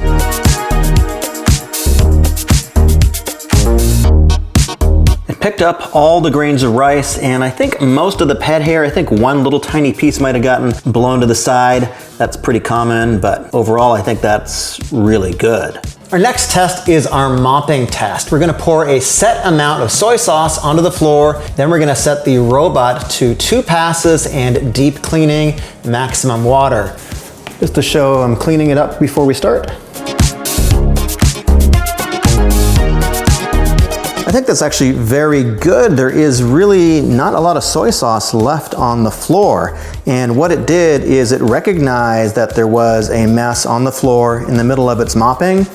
And then it went back to the dock to wash the mops and it came back. And I'm showing you the paper towel after it came back. So really good job. I want your feedback. I want to make the mopping test more realistic. So soy sauce, sure, but are there other tests that you want to see that you would actually encounter in your home? Let me know. The second time, we're going to set it to the smart plan mode, which is sort of an artificial intelligence mode. Let it do its own thing, see if it does any better. Very interesting. So in the smart plan mode, which is the AI mode, it actually didn't detect the stain and it just did a single pass of mopping and it didn't go back to wash it in between. So actually you can see there is a little bit of soy sauce left on the paper towel. So kind of the opposite of what I expected. Now we're checking the cleanliness of the mop pads immediately after the base station has washed them. They're actually quite warm. Looks really clean to me. I think it did a very good job. In our edge mopping test, we see how close the mop can get to baseboards, and the Saros 10R is really good. In our corner mopping test, the 10R did a very average job, which is to say, not very good. But all robots with spinning mop pads have trouble fitting a round object into a square corner. Next is our edge sweeping test. We sprinkled about 20 grains of rice along the floor, along with a little bit of sand as well. So this is going to be a test of how effective the side brush is. Looking at the floor afterwards, it looks like the 10R basically swept up all of the rice and all the sand after doing a couple passes. That flexi arm side brush, it really works. Our bumping test is designed to see how careful a robot vacuum is with your furniture. So this test is going to show us how close it can get to table legs without bumping into them or scratching them. This may or may not be a concern to you. There are different cleaning settings depending on how aggressive or how safe you want it to be with your furniture. So I've been showing you the none setting, which means it's going to gently bump up against furniture and ensure that the maximum cleaning is done. But let's try it now on sensitive. In sensitive mode, it does seem to be more gentle with the table legs, although sometimes the mop does actually touch the table leg slightly. It does do a very good job of getting up close, but if you've got expensive furniture and you're concerned about the mop touching it, just take that into consideration. The Saros Z10 has Roborock's most advanced obstacle avoidance system. It's able to recognize over 100 objects. It has a new time of flight sensor in the front along with an RGB camera. On the side, it also has a lateral obstacle avoidance system, which is designed to help it go around things like furniture and chair legs and so forth. So in this test, we're gonna see exactly how well it does with a shoe with its shoelaces untied and a common household object like a sock and also some fake pet poop. So you can see in the app, it successfully identified the power cable, the shoe, the fake pet poop, and looks like the sock. And if you click on any of these, I've set it up so that it'll actually take a photograph, but you can define if you want it to take photographs or not. You can see it identified that power cable there, which is quite a risky thing for a lot of robot vacuums, and so it stayed away from it. Now I'm just gonna throw a phone charging cable on the floor and see how it handles it. Pretty tough experiment. Oh, I think it identified it in the app. You can see it right there. Yep, let's see how it does. It's acting pretty cautious. Uh-oh, making me nervous. Oh no. Oh no. All right.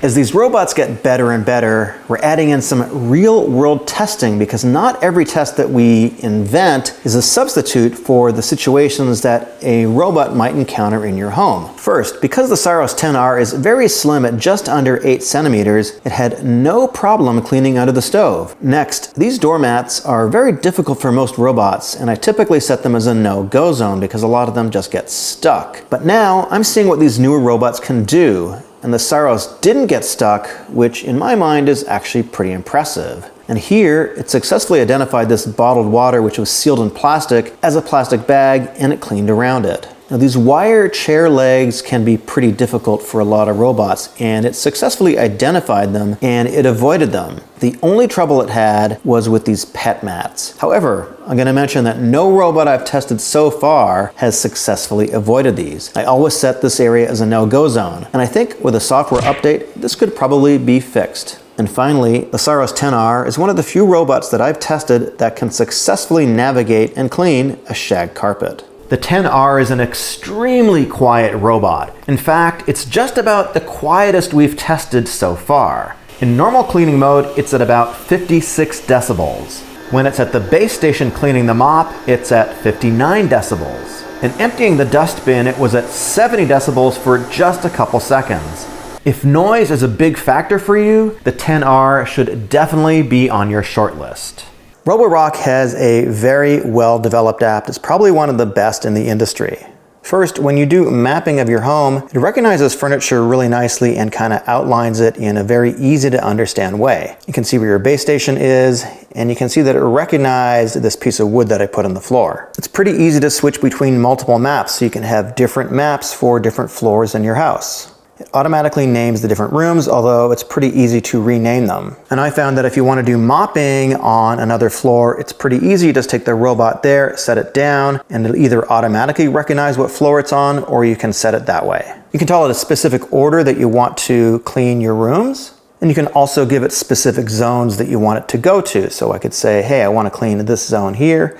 It's pretty easy to do that. And then you can define what you want to do in each of those zones or each of those rooms. So you hit the Smart Plan button over here, and you can have it do Smart Plan, which is going to be the AI mode where it's going to determine automatically, or you can choose specific vacuum and mopping modes. So anywhere from suction power from quiet all the way to max, water flow, number of passes that you want it to do.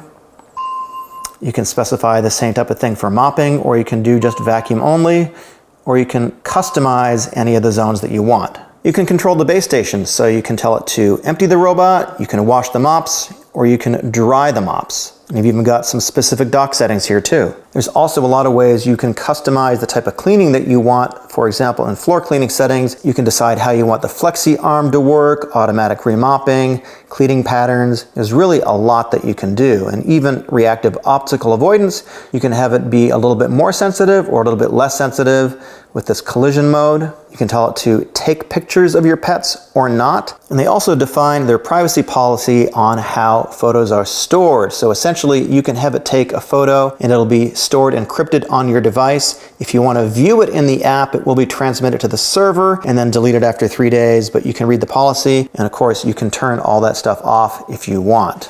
And if you want to do remote viewing, in other words, have a conference call with your cat or your dog, you can hit remote viewing. You need to turn it on first. Then you'll need to physically hit the power button. Then you go back to the app to activate it. Then you need to draw a pattern on the phone. And now it's turned on. So I can control the robot. And every 10 seconds or so, it says remote viewing active. So it's definitely alerting the people or the pets in your home that it is watching you. Remote viewing active. This next test is a viewer-suggested test, and that is edge carpet cleaning. How well can the Saros X10R clean carpets right up against the edge of baseboards? Not a lot of robots do this well. We got some pet hair and a couple grains of rice. Let's see if it can get right up to the edge.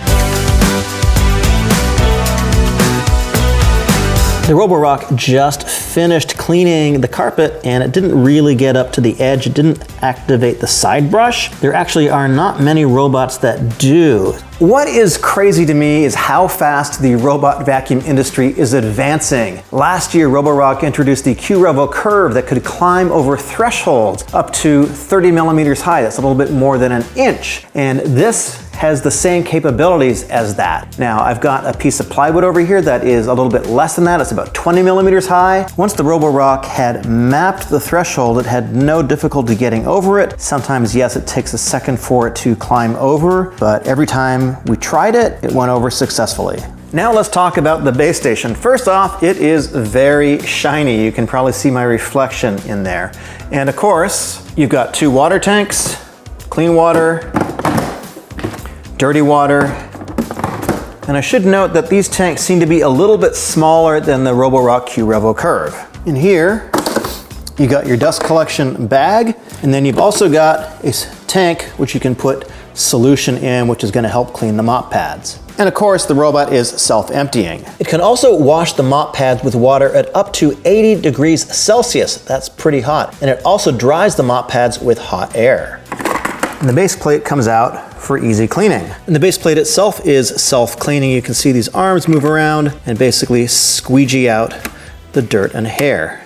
This piece comes off. You got a little filter here to catch your cat hair, dog hair, etc. So in the real world, this should be pretty low maintenance, and so far, I haven't had to clean it. If you've got carpet, there are multiple different ways of handling it. First, in the app, you can just tell the robot to leave the mop pads behind. Second, you can have it do the vacuuming of the carpet first and then do the mopping. And third, it'll automatically lift its mops a couple of millimeters when it finds carpet. So is the Roborock Saros X10R the very best mopping robot that you can buy right now? And the answer is yes, actually it is. However, there are some caveats. So the first caveat I mentioned already is price. The second one is obstacle avoidance. The X10R had some trouble with the charging cable I threw on the floor in front of it. A difficult test for sure, but the Dreame X50 Ultra avoided it. So the Saros X10R scored 90 points out of a possible 105. That is one better than its nearest competitor, the Dreame X50 Ultra. So these two robots are both fantastic. They're excellent robots. So there's actually 2 areas of difference, and they're not huge differences, but the first one is the wet mopping test. So the Saros X10R was a little bit better than the Dreame here because when we poured the soy sauce on the floor, it actually detected it and then it went and mopped it, went back to the base station and came back and cleaned it up again, leaving the floor cleaner. There's no other robot so far in my testing that has been able to do that successfully. And the second thing is that it's just slightly better at pet hair tangles. Now let's take a look at the final score. Each category is worth 5 points, except hardwood pickup, which we've doubled because I think the essentials are important. The X10R did well in the carpet pickup test, but not quite as good when we ground it in, and it performed quite well in all the rest of the scores. Interestingly, mopping performance in AI mode was not as good as mopping performance without AI turned on. I guess it kicked in automatically. And you can see the Saros Z10 did quite well in all the other categories, except it wasn't quite as good in bumping as some of the competitors. But overall, we give it 90 out of a possible 105 points. Now there's some features that I'm actually not including in the scoring, but all of the high-end robots pretty much have these now. Things like hot air mop drying, auto empty, mop washing, all that kind of stuff. However, I should mention that the Saros Z10 does have a 2.5 hour charge time, which is quite a bit shorter than its competitors. And I'm not scoring the threshold crossing feature yet because not many robots have it. As I mentioned before, we've expanded our obstacle avoidance test to include real-world things in my house, and the Saros Z10 is excellent in that regard. Yes, it ran over the pet area, that gray mat with the pet bowls. However, every other robot that I've tested has run over that area. So if you're looking for a flagship robot vacuum, the Saros Z10 is fantastic. The Dreame X9 Pro Omni is Ecovacs' newest flagship model, which means it has a combination of technologies which put it at or near the very top of the best robots we've ever tested. One technology is their Osmo roller style mop. Now in my opinion, this is superior to spinning mop pads or vibrating mop pads. It also has a new air movement system called Blast, and it focuses on airflow over suction. But this robot has some downsides as well. Ecovacs sent me this unit for review, but that's all. They have no input into this video, and I show you the footage from the over 20 different tests that we do so we can be as transparent as possible, and you can make your own decisions. Now the Dreame X9 Pro Omni is not the first robot to use a roller style technology, but they have significantly improved upon it because this has the ability to squeegee out dirt and collect it as it is actively mopping. This mop pad rotates at 220 RPM, and as it's doing that, it scrapes the dirt into this little container, and it'll carry the dirt back to the base station, so it's not continuously re-dirtying your floor, and also this mop pad is being refreshed with fresh water. And you can see this moves out to the side, unlike the designs of some previous competitors. This also supplies 3,700 pascals of downward pressure, so it's going to be able to apply more force where you've got an especially dirty area. And because of the roller pressure, the continuous rinsing and scraping, it should leave less streaks on the floor. We're going to test that in just a minute. This also features their Zero Tangle 3.0 system with a V-shaped main brush. It comes out like this, so you can easily take it out if you need to clean it. You've got some teeth along here, which is going to be anti-tangle, and the side brush as well. Just a single side brush. This is supposedly anti-tangle also. It does not extend like some of the competitors, but it does stick out pretty far. To test the mopping performance, I spilled coffee and then dried it and waited about 24 hours. So pretty sticky right now, and it should take a few passes to get it off. The X9 has an AI stain detection technology using the RGB camera, and it's supposed to do multiple passes until it's clean. Now it just went back to wash the roller mop. Let's just see how clean the floor is after the first pass. So it's pretty dry. It's not using a lot of water, and I don't see any coffee on here at all. I can feel a little bit of dampness. So far, that's probably the most impressive result I've seen from any mopping robot yet.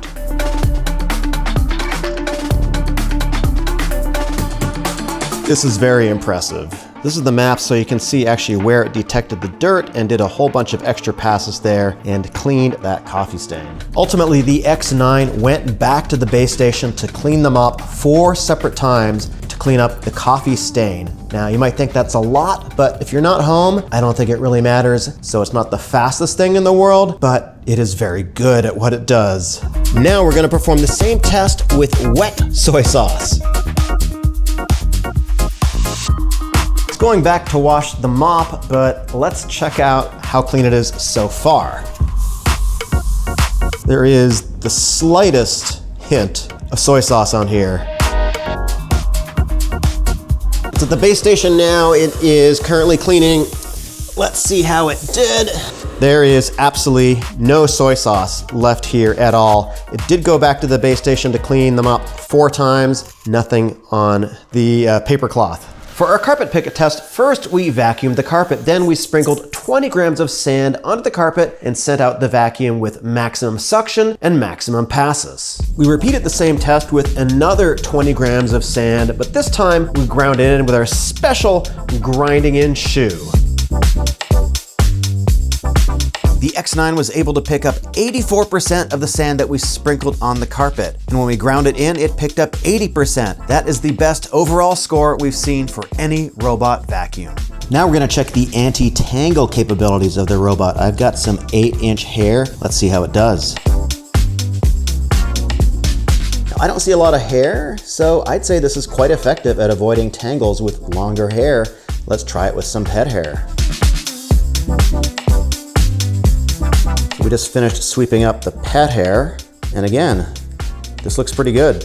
We put some pet fur and rice into a corner to see how effective the X9 is at getting into corners. Now, even though the side brush doesn't extend, it's actually still pretty effective. It only left 2 grains of rice, and it did pick up all the cat hair.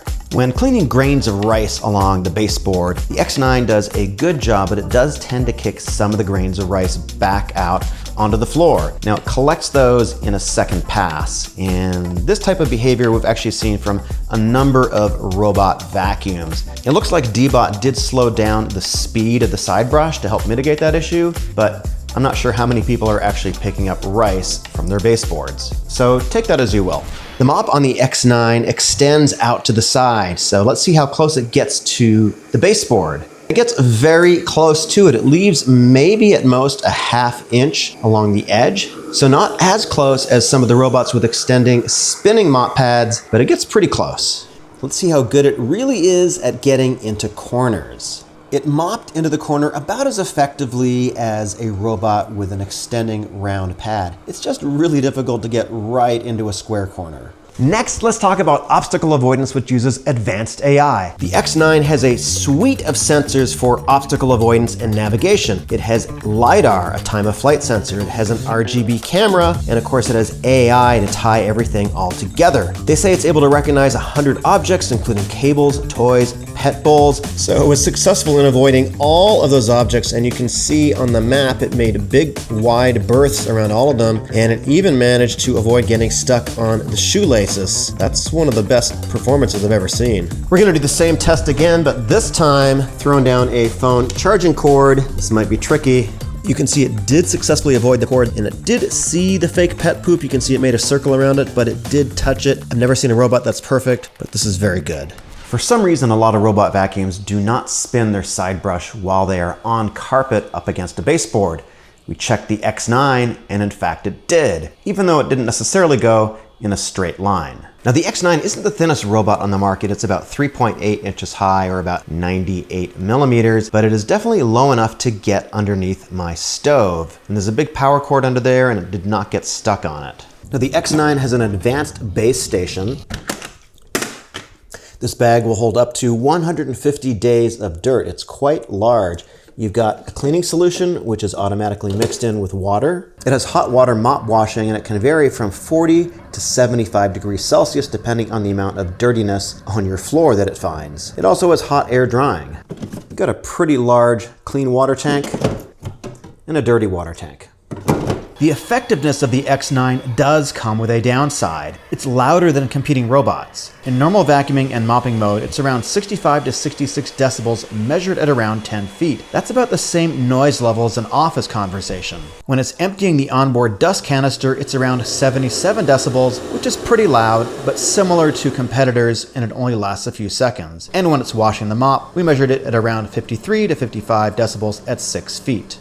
Let's talk about the Ecovacs app. So it allows you to do multiple floors. You can set up custom zones so you can mop and vacuum a certain area. Within those zones, you can choose your cleaning mode so you can vacuum and mop, or vacuum first, mop afterwards. Suction settings, water settings. You've also got control over the base station, empty the dustbin, wash the mop, dry the mop. And there's a fair number of advanced settings, including AI intelligent hosting mode, which means that basically you set the robot and let it do its own vacuuming and mopping and determine how it's going to mop and vacuum your room the best. It's quite a bit that you can do. And although it is quite good and quite easy to use when it maps out your room, it does not show you the furniture. So I've got this living room area mapped out here. I can see these hash marks are telling me that it can't go there there because there's some boxes there, but it doesn't actually show you the furniture. I wish it did. You can add the furniture afterwards if you like, but it would be nice if it showed it. You can easily set boundaries and no-go zones. You can make a threshold ramp to tell it there's a threshold it has to go over. And overall, the app is very good. It's just not as good as the best. So where did the X9 score against all the other robot vacuums that we've tested so far? Well, it actually has the highest score out of all the robot vacuums we've tested so far at 93 out of 100. It just edges out the Roborock Saros Z10 and the Dreame X50 Ultra by about 5 points, at least as of today. So why is that?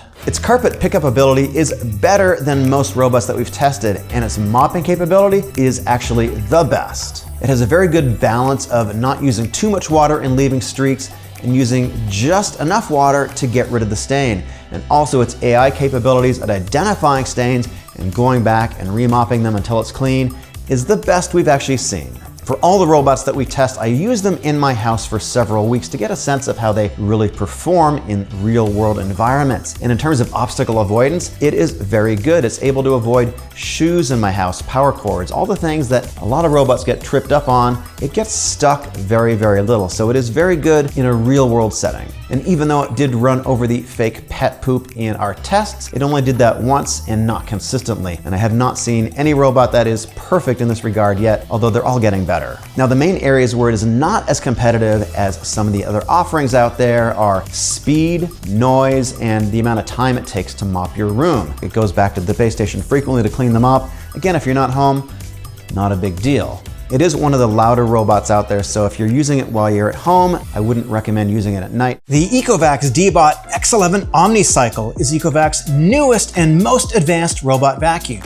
In fact, it's our runner-up for Best Robot Vacuum of 2025. And while it scored extremely well in most of our tests, there are a couple of things that kept it out of the top spot. Ecovacs sent us the X11, but that's all that they did. And we've been testing it in my house for a number of months now. And overall, it's a really impressive robot with a couple of quite unique features. The first one is something that I have not seen in a high-end robot vacuum before, and that is a bagless base station.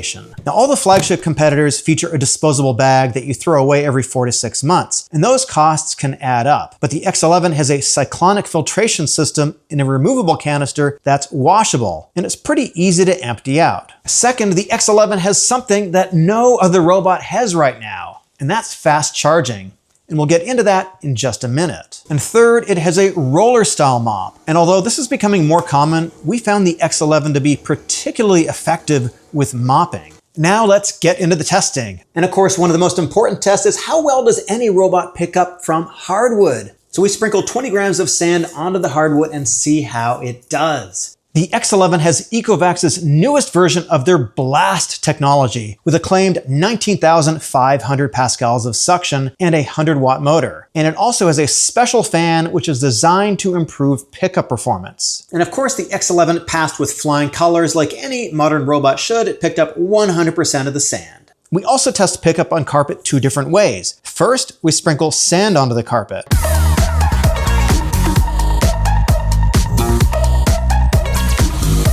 And we test its ability to pick up from carpet when it's ground in. We dump 20 grams of sand on the carpet, and then we do our special grinding in dance to simulate what your kids or your husband or your neighbors might do to your poor carpet.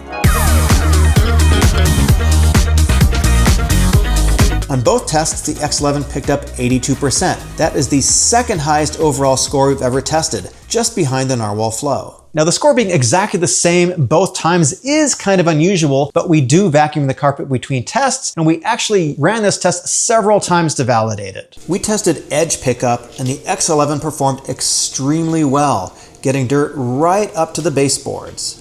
The X11 has their newest mopping technology. They call it UltraRoller 2.0. It applies more downward force than typically spinning mop pads do, and it also continually wets the mop with fresh water and scrapes the dirty water off. Our mopping test is actually more challenging than most. We not only test a robot's ability to mop, but also how well it integrates AI to identify the areas that are dirty and then go mop them. So to do this, we spilled coffee very cinematically onto our gorgeous hardwood floor. So I dried this coffee stain. This is super dried. I've been drying overnight and it is pretty crusty and hard right now. So first we sent it out in AI mode. They call it agent hosting. Then we set the X11 out on its mopping run to see if it could identify the stain. And yes, it did successfully. Then it went back to the base station multiple times and it cleaned the floor until it was essentially completely clean. It just went back to the station and I think it got 99.99% of the coffee stain. You can see the paper towel is still wet, so I don't think that's actually coffee. I think that is water. I'm gonna sniff it. I don't smell the coffee, so I think that did a very good job. Top tier. We also tested the X11's ability to work with wet stains. Whoa, check out that. It stopped the side brush from spinning because I think it found the soy sauce. So this is the third time testing it and it's gone back to the base station twice. It has completely cleaned the soy sauce. There is really nothing left on this cloth anymore. Super impressive. I just want to let you know that there are a lot of robot vacuums that say they can effectively find a stain and clean it up, but Ecovacs is one of the few that can do it very, very consistently, and that's a pretty big deal in my books. In our corner mopping test, we see how close a robot can get into the corner. That is the best corner mopping performance I have ever seen. It got in really close to the corner. And now let's talk about the X11's very unique base station. The special edition comes with a cat. First, as I mentioned earlier, there are no bags. It has a cyclonic filtration system with a removable 1.6 liter canister that you can wash out whenever you need to. Now, according to Ecovacs, that's going to save you the cost of about 25 bags over the lifetime of the robot. Now, the second unique thing isn't the cat, it's actually the fast charging system. Most robots can typically run for about 45 minutes before they need to return to the base station and charge. But the X11 base station uses a gallium nitride charging technology, which allows it to push a lot more amperage into the robot. Now, it also has a 6,000 milliamp battery, which is larger than most robots. And in my testing of an 800 square foot floor in my home, the battery never really got below about 60%, and that's over 90 minutes of cleaning. Now, the base station also has 167-degree hot water mop washing. The base station can also use two different cleaning solutions. One is a heavy-duty formula for cleaning greasy areas like your kitchen. And the second is just a regular formula for your everyday cleaning. After cleaning a particularly dirty area, the base station can automatically switch to the heavy-duty formula to deep clean the roller mop. And when the base station is finished cleaning, it dries the mop with 145-degree hot air. The X11 also has very good performance with hair. We put pet hair on carpet and walked over it multiple times to kind of smush it in. Then we sent the X11 out, and as you can see, it picked up all of the visible hair. This looks pretty clean to me. I don't see any pet hair tangled up on here, nor in here. We performed the same test again with 8-inch long pink hair. And once again, it was extremely effective at picking it up from carpet. A little bit of hair here, but the main brush roll is not tangled at all.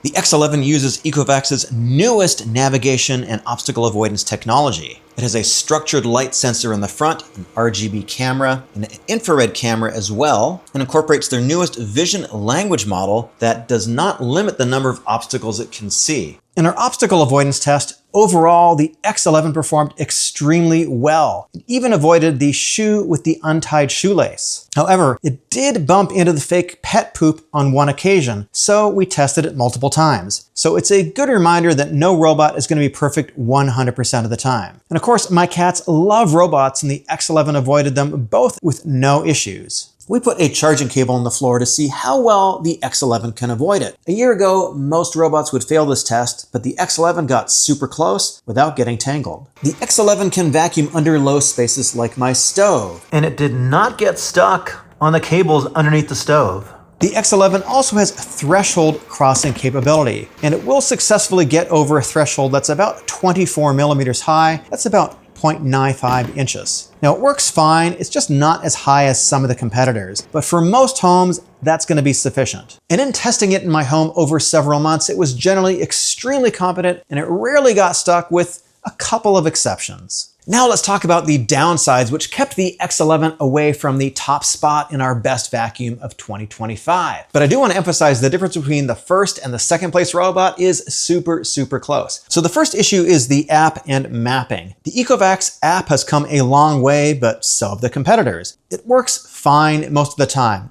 but the mapping of your home is a little bit slower and it's just not as efficient as some of the competitors. However, once the mapping has been completed, I think it works really well. Now, when it is vacuuming in your house, it's a little bit slow at first, but it seemed to improve its understanding of my floors and it works a little bit more efficiently and quickly with time, but not as quickly as some of the best flagships. On the other hand, it's not spending as much time charging at the base station, so maybe it's kind of a wash. Now, my other quibbles are pretty minor. So first thing is, this is a little bit bigger and chunkier than your average robot vacuum.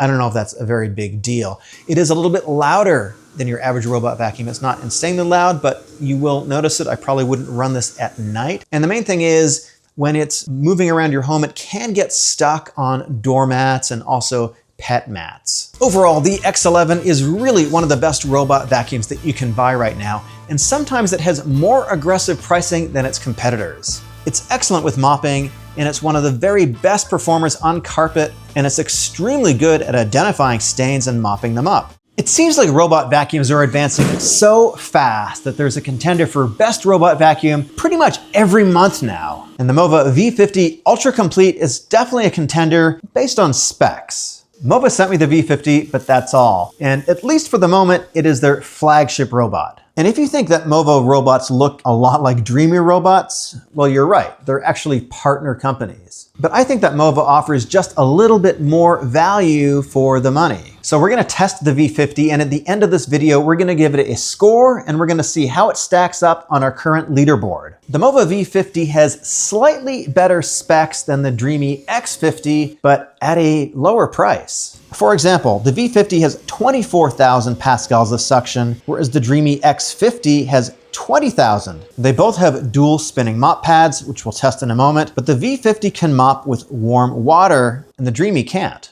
The MOVA has a retractable LiDAR navigation turret on top like the X50, but the MOVA can recognize over 200 objects versus about 100 for the Dreame, so it should be better at obstacle avoidance.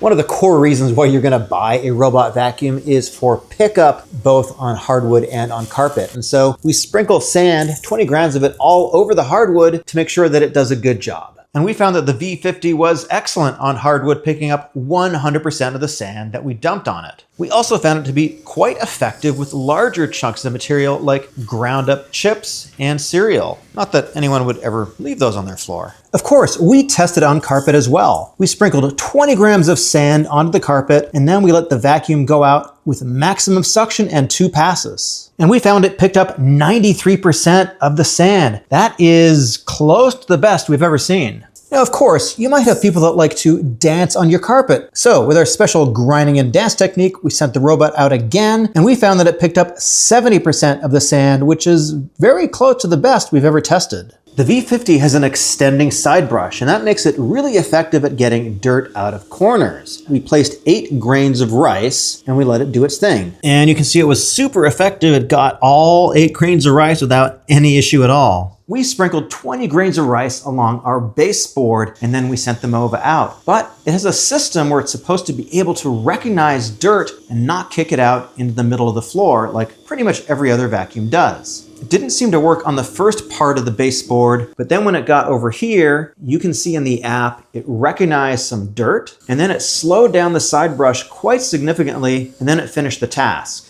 Now, some rice did get kicked out in the middle of the room, but ultimately it picked it up in a second pass.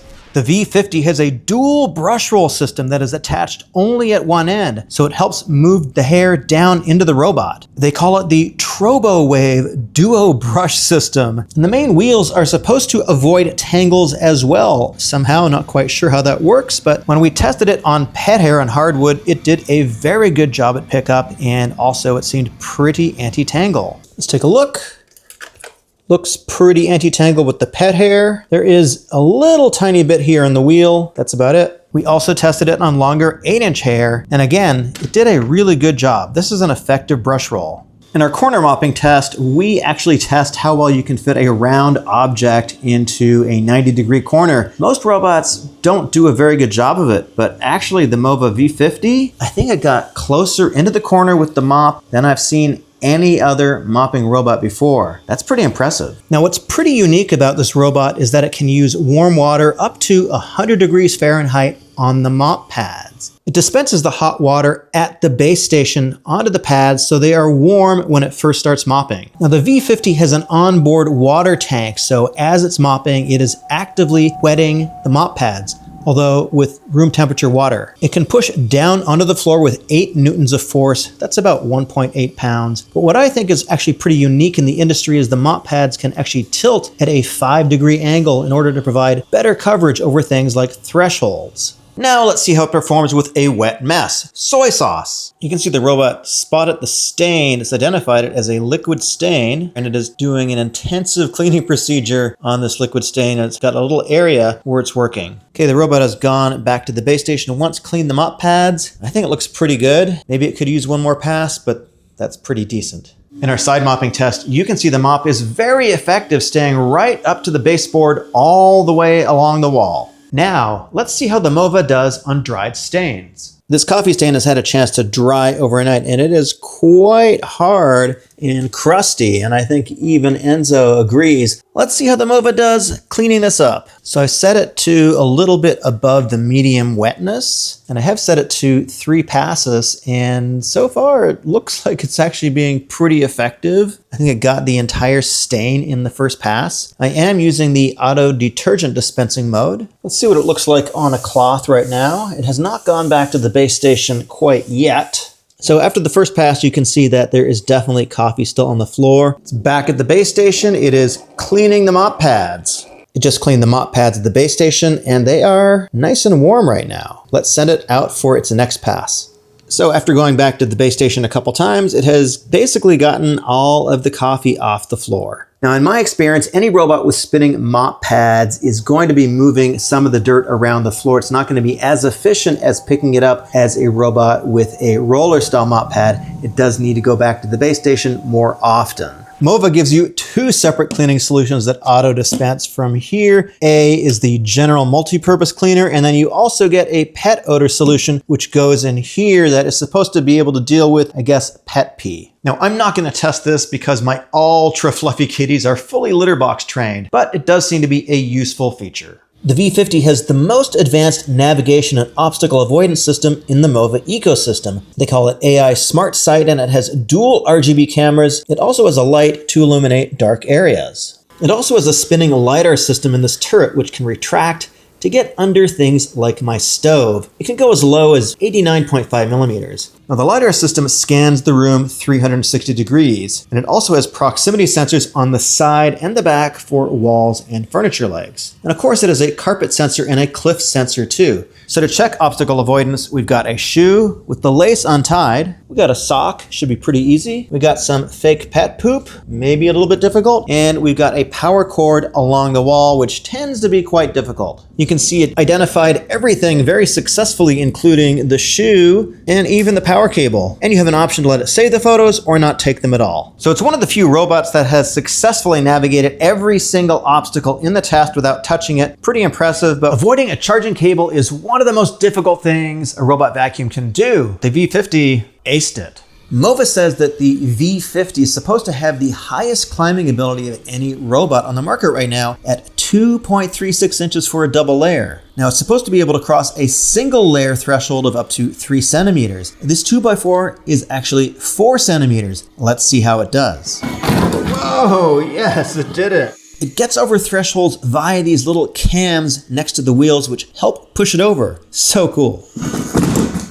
Base station technology has really improved in the last couple of years, and this is one of the most advanced that you can get. It has hot water mop washing and hot air mop drying up to 80 degrees Celsius. That's about 175 Fahrenheit. And it can also run hot air through the dust bag to help reduce odors. In fact, I can feel it working right now. And it also UV sterilizes the bag too. So in case any water gets in there, it's not going to get smelly. When the robot docks with the base station, they've got multiple nozzles to clean the mop pads. And the clean water tank, And the dirty water tank are pretty big. I think they're about 4.5 liters.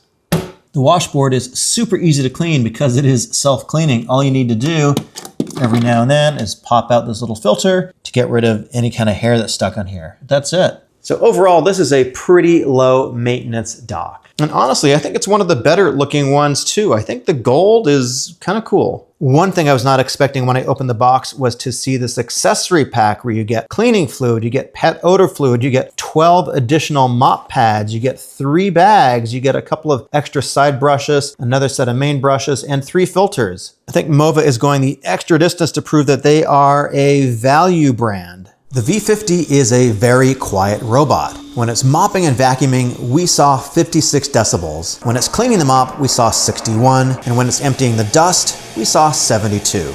The MOVA app has gotten quite good. You can see where I just did some mopping over here. You've got cleaning options like Clean Genius, which I've used quite frequently, or you can do custom with all these different mopping and suction settings. And it has a camera so you can go have conversations with your pets. Saturn, what's going on? How did the MOVA V50 Complete do against its competitors? Well, very good. So good, in fact, that it is now number 2 on our leaderboard, just behind the Narwal Flow. And we do update our leaderboard regularly. Even though MOVA is a partner company of Dreame, it actually beat out the Dreame X50 Ultra, on which it's based, by 6 points. It has better pickup performance and better obstacle avoidance. So if you're trying to decide between the Narwal Flow and the MOVA V50, I should tell you that the Flow does have a little bit better mopping performance because of its roller style mop design. However, the MOVA is much more affordable, and in every other category, it's basically too close to call. And there's another thing, the MOVA's threshold crossing capabilities are the best of any robot we've actually tested so far. The Qrevo S5V is at the upper end of Roborock's Qrevo line. It's a mopping robot with a fully featured base station, but I've always thought it's a little bit expensive for a robot without a camera. But that's now changed because I just saw that Roborock dropped the price pretty significantly. Roborock sent it to me, but they haven't paid me, and so we're gonna put it through our battery of over 20 different tests, and we found out some things that actually sucked. Now, the lower price is in effect at least until the end of July, so I'm gonna tell you what's good and what's bad, and this is really worth considering at the new price point, which right now is about 550 bucks. So what exactly do you get? Well, you've got 2 spinning mop pads, and this one extends out to the side. But what you're not getting is a camera. There's no camera on board, and because of that, it's not going to be able to recognize a lot of objects that are especially small. You do get sensors on the side, and on the top is a spinning LiDAR unit, so it's not going to bump into things like your walls, but it is going to be a little bit limited. Now, Roborock calls this system reactive tech, and it's also rated for 12,000 pascals of suction, but suction isn't really what matters. It's how well the robot picks up dirt. So first, let's check it out on hardwood. Pickup performance on hard surfaces is quite good. You can see it effectively picks up sand. Also, when we scattered larger things like cereal and crunched up chips, it also did a very effective job at picking those up too. I think you'll find that most robot vacuums in this price point don't have any trouble with that. But what about carpet pickup? You got messy people who live in your house and they like to track in sand. That's why we do our cinematic sand test, where we basically sprinkle sand, 20 grams of it, all over the carpet. We're sending it out with 2 passes of maximum suction. For our second pass, we're gonna repeat the same test, but this time we're gonna grind in the sand with our special blue magic grinding in shoe.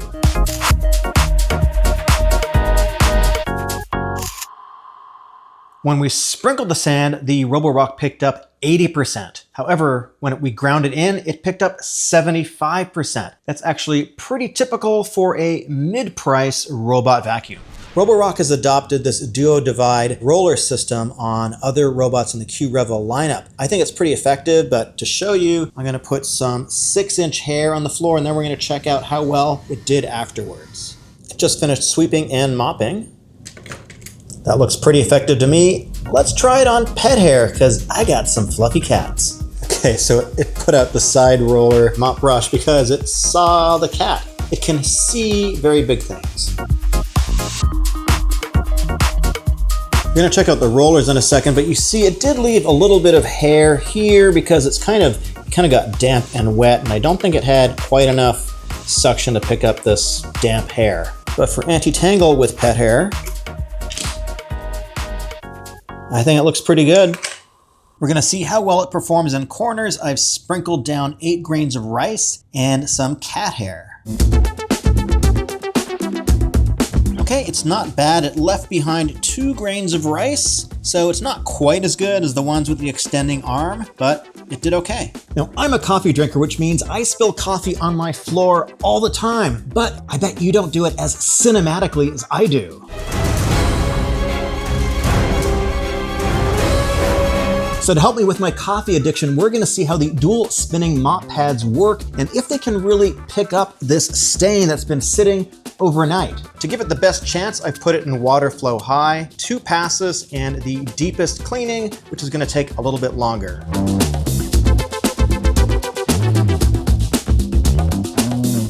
Okay, it definitely left a little bit of residue behind, but I think that's pretty good. Again, especially at this price point, I'd say that's no better and no worse than any other mopping robot that has dual spinning mop pads. Now to check out edge mopping, let's see how that side brush does. The S5V is very good at edge mopping because it has the extending spinning mop pad. You can see it gets right up to the baseboard.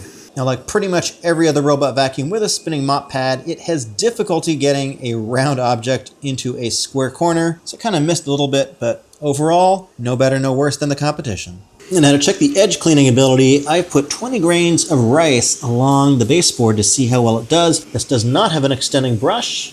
You can see it actually kicked quite a few grains of rice out to the middle of the floor. That's actually quite common. Let's see how it does on the next pass. With the subsequent passes, it seemed to have picked up all the rice. Again, that's pretty common performance at this price class. If you've got carpets in your home, you'll want a robot vacuum that can actually spin the brush against the baseboard. A lot of them don't do that, but the S5V is one of the few that does. When you're cleaning hard surfaces and carpets at the same time, the mops will lift 10 millimeters to get above the carpet and hopefully not get it wet. If you got a lot of chairs, a lot of furniture like this, just be aware it is going to bump into it a little bit because it uses its front bumper to sense where furniture is and also the LiDAR system, but it's not going to be perfect. Now it's pretty low, so actually it can get under my stove pretty easily. Not sure if it's going to get stuck under there. There is a huge power cable, but let's see if it comes out. Power cable is pretty tough, so I'd recommend setting a no-go zone for areas like that.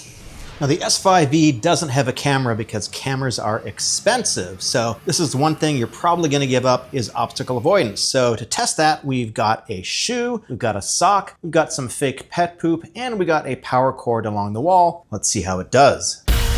So clearly it can't see the shoelace, so it kind of had a little bit of trouble with it and it got tangled up. And you can see that it didn't see the sock at all. Oops. Having another shoe battle over there. Didn't see the power cord either. No big surprise. And I'm getting a little bit worried about the fake pet poop, and it's coming in for the kill. Ooh, that's unfortunate. The S5V is definitely one of the quieter vacuums that you can get. When just going about its day doing some normal cleaning and mopping, it's at about 53 to 55 decibels measured at 6 feet. That's very quiet. It's like a conversation. Mop washing is only 60 decibels, and the dustbin emptying is only 72. That's pretty quiet, and it's also pretty quick.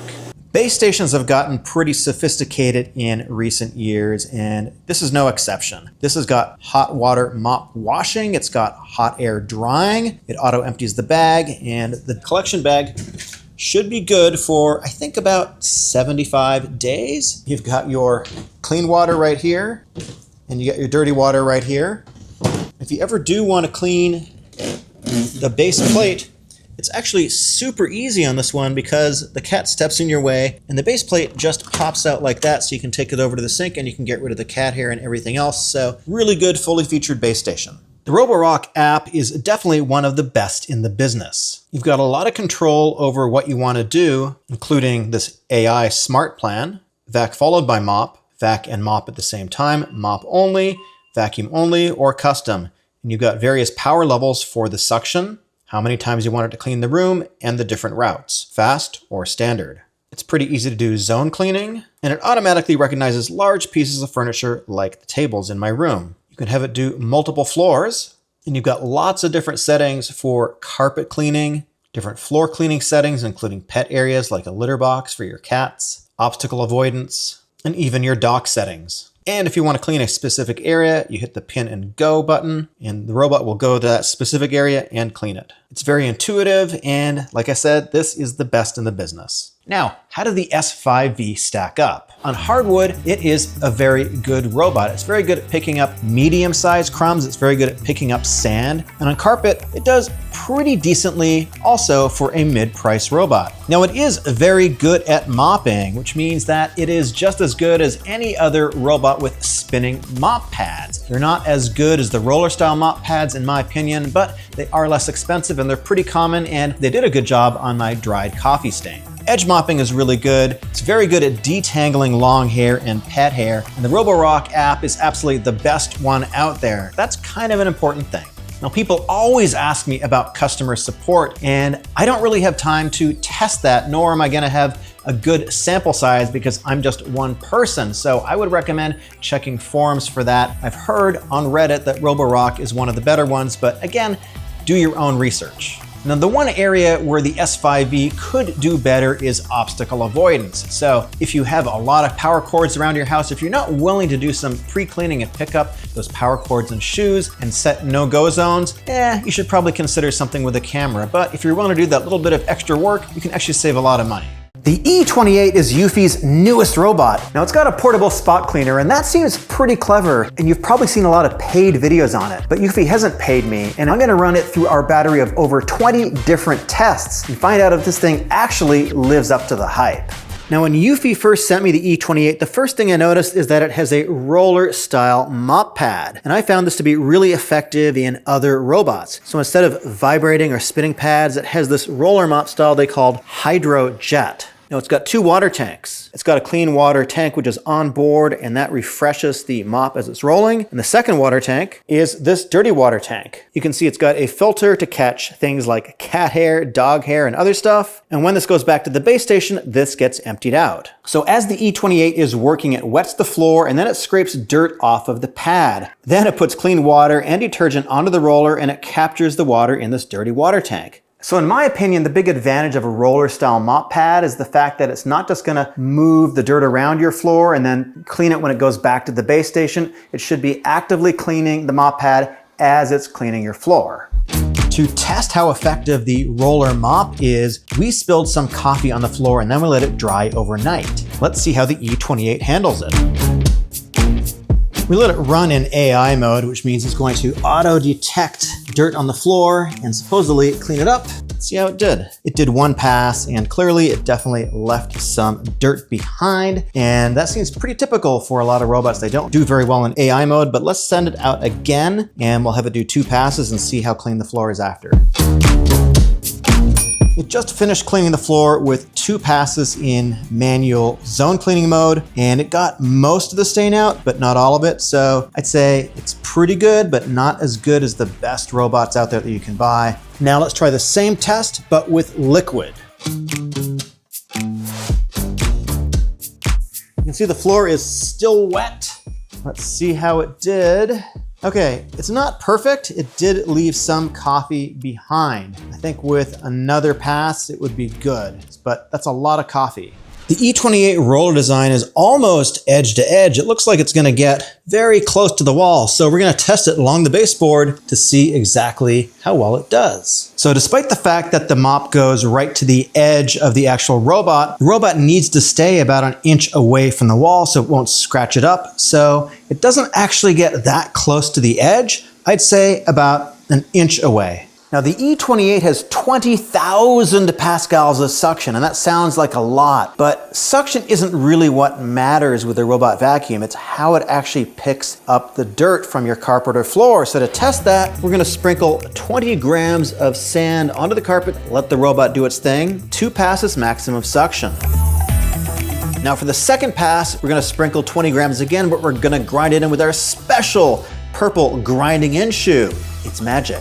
Let's try the E28 one more time. We measured how much the E28 picked up after we sprinkled down the sand, and it was 77%, which is about average. When we ground in the sand, we found pickup was 65%. Again, about average for this price class of robot vacuum. I've scattered 20 grains of rice and a little bit of pet hair along this baseboard to see how well it picks up all this stuff.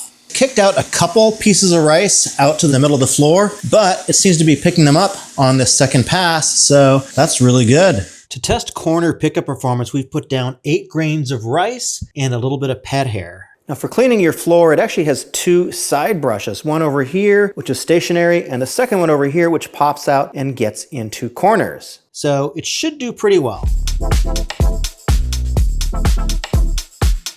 All right, a perfect score. It successfully picked up all the rice, all the cat hair. Nice job. When the E28 is in AI mode, it does a pretty good job a lot of the time. Here where I dumped a bunch of crackers on the floor, I had it set to AI mode so it would mop and vacuum automatically. It actually did get to the crackers and clean them up pretty well. It missed a piece here and it seemed to mop around it. So it's not perfect. It wasn't mopping over the crackers, which I think is probably a good thing, but then it went and finished a little bit early. So I'd like to see it do another pass, but there's always room for improvement with software.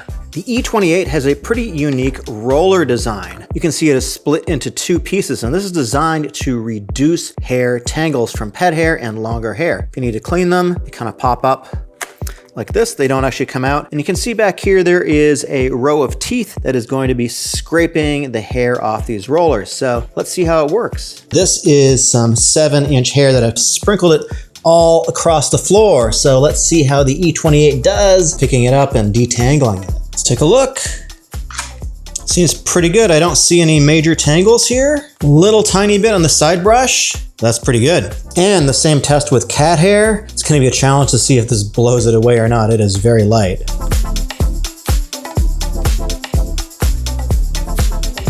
I had to give it a little help with that fluffy, fine pet hair because my cats are very light and fluffy, and most robot vacuums will blow hair away. I think that looks pretty good. Yeah, there's a little bit of longer hair here, but I didn't give it enough time to really do its work, but the pet hair seems to be not stuck on the brushes. The E28 uses multiple sensors for obstacle avoidance and navigation. It's got a spinning LiDAR system on the top. There's a camera in front. This is called the AIC system. Also has an LED so it can light up the room when it's a little bit dark. It's got a side sensor over here too. To test out how well it navigates in the real world, we've got a shoe with a shoelace untied. We got a power cord along the wall. We got a sock and we got some fake pet poop. Let's see how it does. So the E28 actually did excellently. It identified all of the obstacles and didn't collide or touch any of them in any meaningful way. So it identified the shoe, there's the fake pet poop, the sock. So really, really solid obstacle avoidance. And in the real world obstacle zone of my house, it's been very good at avoiding the things that matter, like cords and shoes. Now, a lot of robots don't spin their side brush on carpet by baseboard. Well, that could be an issue. Can it survive the cat attack? It actually does do a pretty good job at identifying pets, but let's see if it does. Yes, it is spinning the brush along carpet on baseboard, so good job. Very few robots actually do that. Now, the base station is where things get interesting. This space station has all the features of a more expensive robot and then some, which I'll get to. You've got hot water mop washing. You've got hot air drying for the mop. You have auto emptying. Of course, you have a clean water tank in the front and you got a dirty water tank in the back. And if you do need to clean the base plate, it comes out pretty easily. But let's get on to the fun stuff. This cover comes off. And you got a hose that you can use for deep cleaning your carpet, your sofa, your couch, and even your car. This whole unit comes off. So let's go outside and do a little cleaning. And while I'm cleaning my car, I'm gonna let the robot clean the inside of my house. This is my very old and dirty Honda Fit. I don't think I've actually cleaned the back in years. It's got a lot of dirt. It's got some cat hair and probably some staining. So let's see how the E28 works. First, we got to make sure it's plugged in. Next, I want to make sure there's enough water in here. Next, we're going to hit the power button and then we're going to let her rip. First, I'm trying it without water. Now to get the water going, I'm gonna pull this trigger.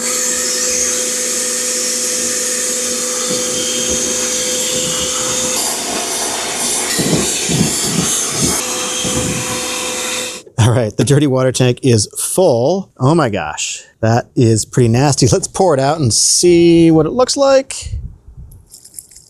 Ooh, that's what was in my car. After about 10 minutes of work, this is what the car looks like. That's a whole lot better than it was. And that stain that was here, it's not perfect, but I also haven't touched it in years. I think it's pretty good for a crappy old car. Let's look at the Eufy app. So right now I've got it set in my living room. You can kind of rotate it around. And what I do like is that you see the furniture automatically, like those tables. I have set up these rugs. So if you want to edit something, it's pretty easy to set up something like a no-go zone. You can also edit furniture and add beds, for example. And when you're going to have it do some vacuuming and mopping, you can specify exactly how you want it to happen. Vacuum and mop, cleaning intensity, and so forth. And it does have an AI automation mode, so you can hit that and it's going to automatically deal with your floors and your carpets. And that's pretty nice. You can set up zone cleanings, which is kind of nice too. So you just want to clean that area. And you can have multiple floors also. However, to do some basic things like just adjust the base station and have it do some cleaning, you actually have to go into the settings, so it's a little bit counterintuitive. However, once you dive into here, you can definitely do things like schedule your vacuuming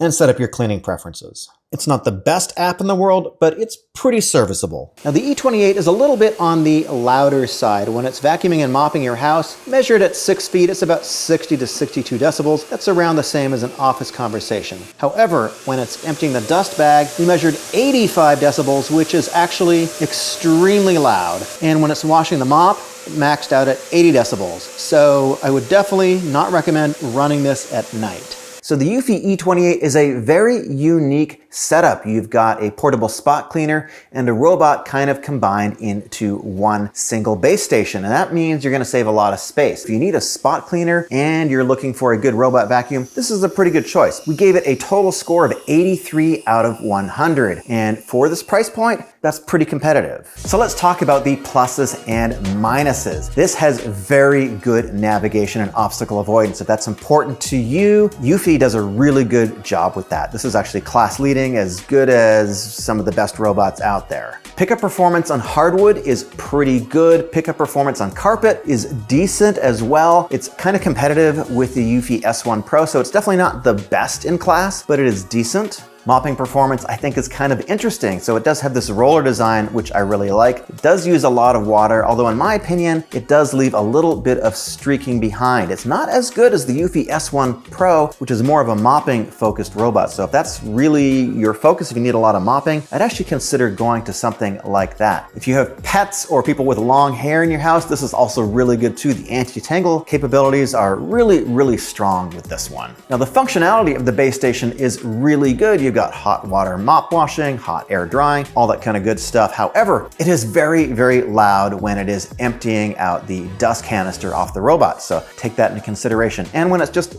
going around your house and doing mopping and vacuuming, it's on the louder side too. So just keep that in mind. So the big question is, does the Eufy E28 live up to the hype? Well, if you're looking for a combination spot cleaner and robot vacuum, yeah, it's pretty good. It's pretty solid. There isn't anything else that does both these jobs. Now, if you're looking for just a more basic robot, I think the Eufy X10 Pro is a great deal, and we've reviewed it several times, and I think it's very, very good. If you're looking for something that is more of a high-end mopping focused robot, there's some other choices out there. The Ecovacs T80 Omni is their new robot that's just one notch down from their flagship, the X9 Pro Omni. So it should be pretty close in performance, right? So look, I've seen a lot of paid videos saying that the T80 is just about the best thing ever. Well, Ecovacs hasn't paid me, so in this video, we're gonna put it through our battery of 20 different tests, show you the real world environment of what it looks like and works in my home. And so yeah, while it's actually pretty good, it does have some limitations. Ecovacs sent me this robot, but that's all they've done. And the first thing I want to point out is that it has this new roller style mop design. They call it this Osmo style. And a lot of robots are moving over to this for a couple of reasons that I'll explain. The Osmo roller mop extends out to the side so it can get closer to edges and things like table legs. Now, the rest of it You've got this anti-tangle central brush here. So you got a rubber piece here and bristles over here. We're gonna see how anti-tangle it actually is in just a couple minutes. You have an edge brush, but it does not extend. It has an onboard clean water tank and an onboard dirty water tank, which is this guy, holds about 90 milliliters. And so while the robot is mopping, it is constantly being wetted with the clean water and the dirt is being scraped off, and then it's gonna go back into the dock and empty itself. So the advantage, in my opinion, of a roller mop style is that you're always cleaning the roller and you're not just moving dirt around the floor like you do with a traditional spinning mop pad design. Now this also has 18,000 pascals of suction, which we're gonna test. It has a pretty sophisticated base station, which is very hands-off, and it has the same Ecovacs Vision AI system for navigation and obstacle avoidance that their flagship robot, the X9, has. So by the end of this video, we're gonna give this a score, but let's start off with mopping performance. Now, I like to drink coffee, but more importantly, I like to spill it cinematically. And the reason is so that we can test a robot's ability to clean up a dried coffee stain on a hard surface. So after the first pass, there is a little bit of residue on the paper towel, but you can see there's also some coffee left on the floor. So let's send it out again. Ultimately, we let it go for 3 separate passes. And you can see on the paper towel, it's actually pretty clean after the 3rd pass. So is it best of the pack? Is it best of the bunch? No, but it's pretty good. And now we're gonna test it with a wet spill. So it just completed the mopping. I don't really see anything on here at all. It looks pretty clean to me. I love coffee, and sometimes I like to spill it cinematically with LED lights, but this time, no. I spilled this last night without any fancy LEDs, and it is very dry. The edges are very hard. I don't know if it's fair, but let's give the T80 a shot in AI mode and see how it does. Now the X80 does say they have a feature called AI Instant Remop 2.0 that leaves no stain uncleaned, but actually it didn't recognize the stain at all. Now that's not surprising, again, because almost no robots have been able to detect a stain and mop it up. However, its bigger brother, the X9, which we tested a couple weeks ago, had very impressive stain detection. So if that's important to you, consider moving up to the X9. In our corner mopping test, we try to see how effective a robot is at mopping into a corner. Robots with round spinning mop pads don't tend to do that well. And the Osmo extending mop roller, not that great either. Ecovacs says that the T80 has 18,000 pascals of suction, but we found in previous testing that suction isn't really what matters. There's an overall combination of airflow and how effective the brushes are at sweeping the dirt into the vacuum. It's very effective with sand, and we found that pickup performance was about 100% on hardwood. We measure pickup performance on carpet by sprinkling 20 grams of sand onto it, but today we're going to use our special salt-based sprinkling technique. And we're doing 2 passes with maximum suction. In between tests, we thoroughly vacuumed the carpet just to make sure we had a good baseline for the next one. We're gonna sprinkle 20 grams of sand on the carpet again, but this time to honor the 40th anniversary of Elvis's death, we're gonna grind it in with our special blue suede grinding in shoe. Viva Las Vegas. The T80 was able to pick up 65% of the sand that we scattered on the carpet. And when we ground it in, it also picked up 65%. Usually vacuums do a little bit better when it is scattered, and 65% is at the lower end of average for this price class of vacuum. For our corner sweeping test, I've scattered 8 grains of rice and some pet hair. Now the T80 does not have an extending brush, so I'm curious to see how it's gonna do. Actually, it does extremely well. It only left behind 2 grains of rice, got all the pet hair. We're gonna test how well the detangle system works by putting down some 6-inch hair on the floor, and then we'll check the rollers afterwards.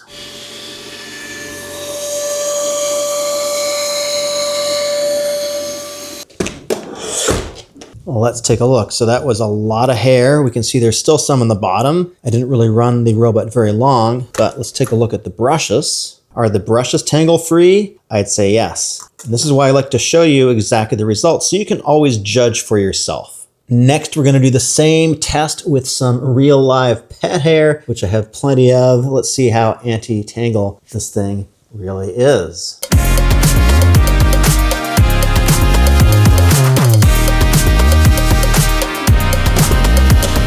We got one piece of pet hair here, but is it tangled up in the brush roll? I don't think so, so I would consider that a success. So to test pickup along a baseboard, I put 20 grains of rice down and we're watching it do its job right now. Some of them are getting kicked out to the side, but that's actually very normal for a lot of robot vacuums. I haven't seen anyone that basically just puts it right into the robot on the first shot. So far pretty good. We'll let it do another pass. So after it finished, it looks like it left one single grain of rice behind. So I'll let you decide if that's a good result or not. I think it is. The Osmo roller does extend out to the side, and you can see when it goes along a baseboard, it goes in this zigzag type pattern, and I think that is to stop it from actually scratching up your baseboards. It gets pretty close, but it doesn't get right up to them. One of the newer tests we do is to check how well a robot can clean carpet along your baseboard. Not a lot of robots actually spin their brush, but the T80 is one of the ones that does. Bravo. The T80 shares an obstacle avoidance and navigation system with its bigger brother, the X9. They call it the AVI 3D navigation system. It uses a camera and a direct time of flight sensor which pulses lasers across the room to detect how far objects are. It also has a database of objects. So in our obstacle avoidance test, we've got a shoe, we've got a sock, we've got some fake pet poop, and we got a power cord along the wall. This is a challenging obstacle course, even for robots with a camera like the D-Bot.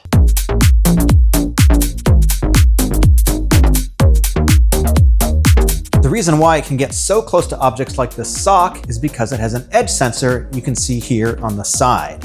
You can see in the app that the D-Bot has successfully avoided the main obstacles, including the power cord and the fake pet poop. I wish it actually showed what it avoided, but you can see that the side sensor in the camera is working very effectively. Then we tried the more difficult charging cable, and even though it touched it, it actually successfully avoided it as well. Very few robots can do that. And in the real world of my home, I like to run these robots for a couple of weeks. It has no trouble with complex areas under my dining room table. But what's even better is it doesn't get stuck on wire chair legs where most robots do. A lot of robots tend to get stuck under my stove, but this one is low enough to go underneath it. There's a big power cable in there. Let's see if it gets stuck or if it emerges unscathed. Yes, I think it's successful. This is what so many robots get stuck on. The T80 is a very quiet robot. When it's cleaning your room, it's about 60 to 61 decibels. That's just a light conversation. When it's washing the mop, it's only about 61 decibels as well. And the loudest it gets is when it's emptying the container. It's 73 decibels. Definitely one of the quieter robots. The Ecovacs app has been getting better over the last year, so props to them for that. You've got control over the base station, like emptying the dustbin, washing the mop, drying the mop, and then you can do something called intelligent hosting, which is going to clean your entire space, your room, your floor with AI. But you've also got individual settings, so you can control the mode, like vacuum only, vacuum and mop, or mop after vacuum. Interestingly, you cannot mop only, not quite sure why that is. You got different power modes, you've got different water levels, and how deep you want your cleaning to be. You can use it to map on multiple floors, and it's pretty easy to set up things like no-go zones. It has some advanced settings, so you can tell the robot how to sequence your room, and whether you want it to use intelligent hosting or intelligent deep mopping, which is the AI modes, and you've got sensitivity for avoiding obstacles. Now you can also access the camera directly from your phone. So you can drive the robot around and you can actually go and have conversations with your pets if you like. Maybe you can put them on a Zoom call for that meeting. Don't know if that works too well, but you've also got something called patrol mode where it'll go around the house and I guess look for your pets. Haven't played with it too much, but some people asked me about the video features. The T80 has a pretty advanced base station with all the modern conveniences and features that you would come to expect for a robot at this price point. It has hot water mop washing. It has hot air drying for the mop. The dust from the robot auto empties into a bag. Sometimes it comes with a cat. I think this model does. You've also got your clean water tank. You've got your dirty water tank. What I like about this base station, it is very low maintenance. If you do need to clean out the tray, it just pops out like this. There's not much to it, and you can clean this out in the sink, get rid of any hair. Very simple. Nice design.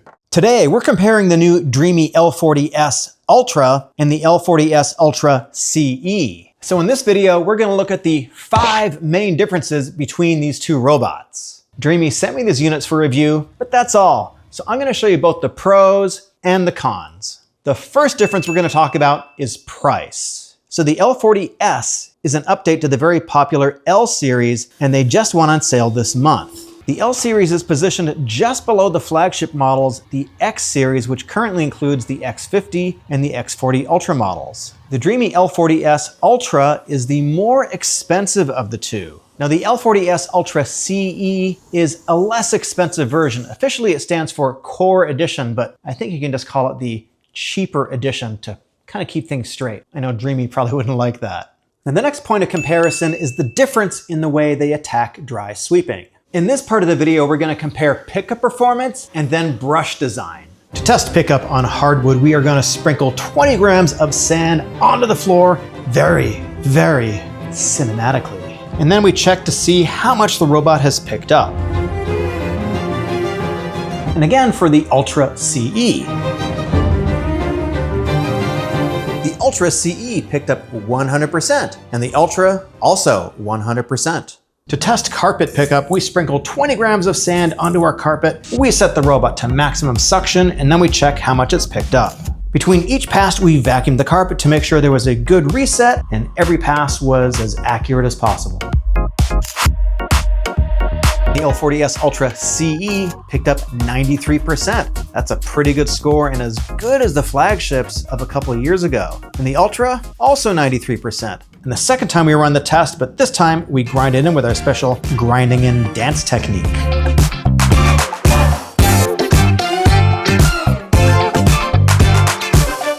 Here's where we did see a difference between the CE and the Ultra. The CE was only able to pick up 73% of the sand, which by the way is actually still quite good, and the Ultra picked up 85%, which is a score that is as good as some of the flagships right now. I think the difference is both the amount of suction and the brush design. Now he's got a lot of hair, so the other difference is suction. The more expensive L40S Ultra has 19,000 pascals of suction, and the Ultra CE has 13,000. And in our testing, we found that more suction doesn't always equate to better pickup. I think it really boils down to how well the brush roll is constructed, how well all the parts work together to get dirt from the floor into the vacuum. Now let's look at the differences in brush design. Let's start with the main brush roll. Now the Ultra CE comes with a single style brush roll, but you actually get two different ones that you can swap out. The main one is this rubber brush roll. Now it's better for carpets and all around, but if you have a lot of hair, you can swap it out for this tri-cut brush. And we found the tri-cut brush to be very effective on both pet hair and longer hair, and it was actually found on last year's flagship model, the X40. The higher end Ultra model has a dual brush roll called the Detangling Duo brush. And this is also used in Dreame's higher models. And we found this to be really effective at detangling pet hair and longer hair. These brush rolls are only attached at one end, so you can see they help funnel the hair and dirt down into this area right here. For the Ultra, we've laid out some 8-inch hair, pink hair, we've got some pet hair. So let's let it loose and see how it does with the dual rollers. So there's a little bit of longer hair tangled up on the side. It's not too bad. It does seem to have captured most of the pet hair pretty effectively, and it's not tangled up. And I'm gonna point out that was quite a bit of hair I put on the floor. Now, let's see how the CE does with its single roller.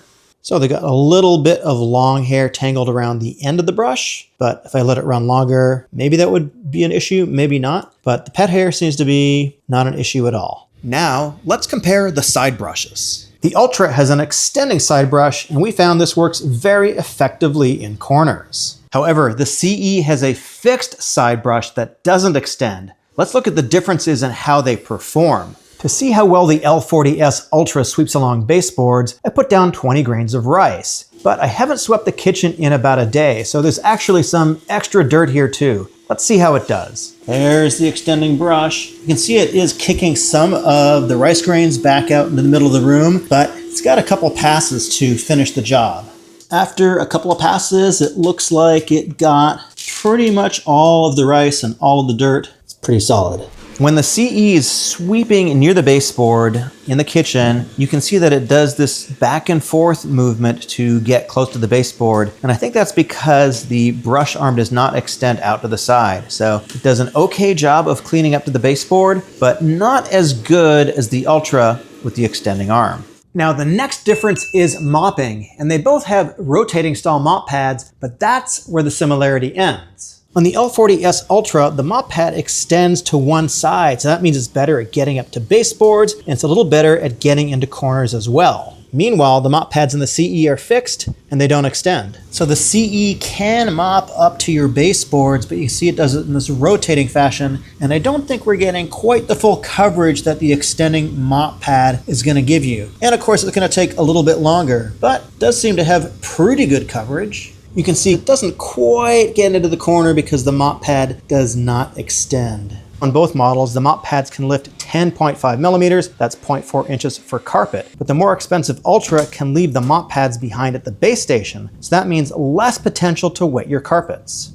So we're gonna test mopping performance with our cinematic coffee stain that has dried overnight and has spread out. It is quite dry and crusty. We're gonna start out with the less expensive robot, the Ultra CE.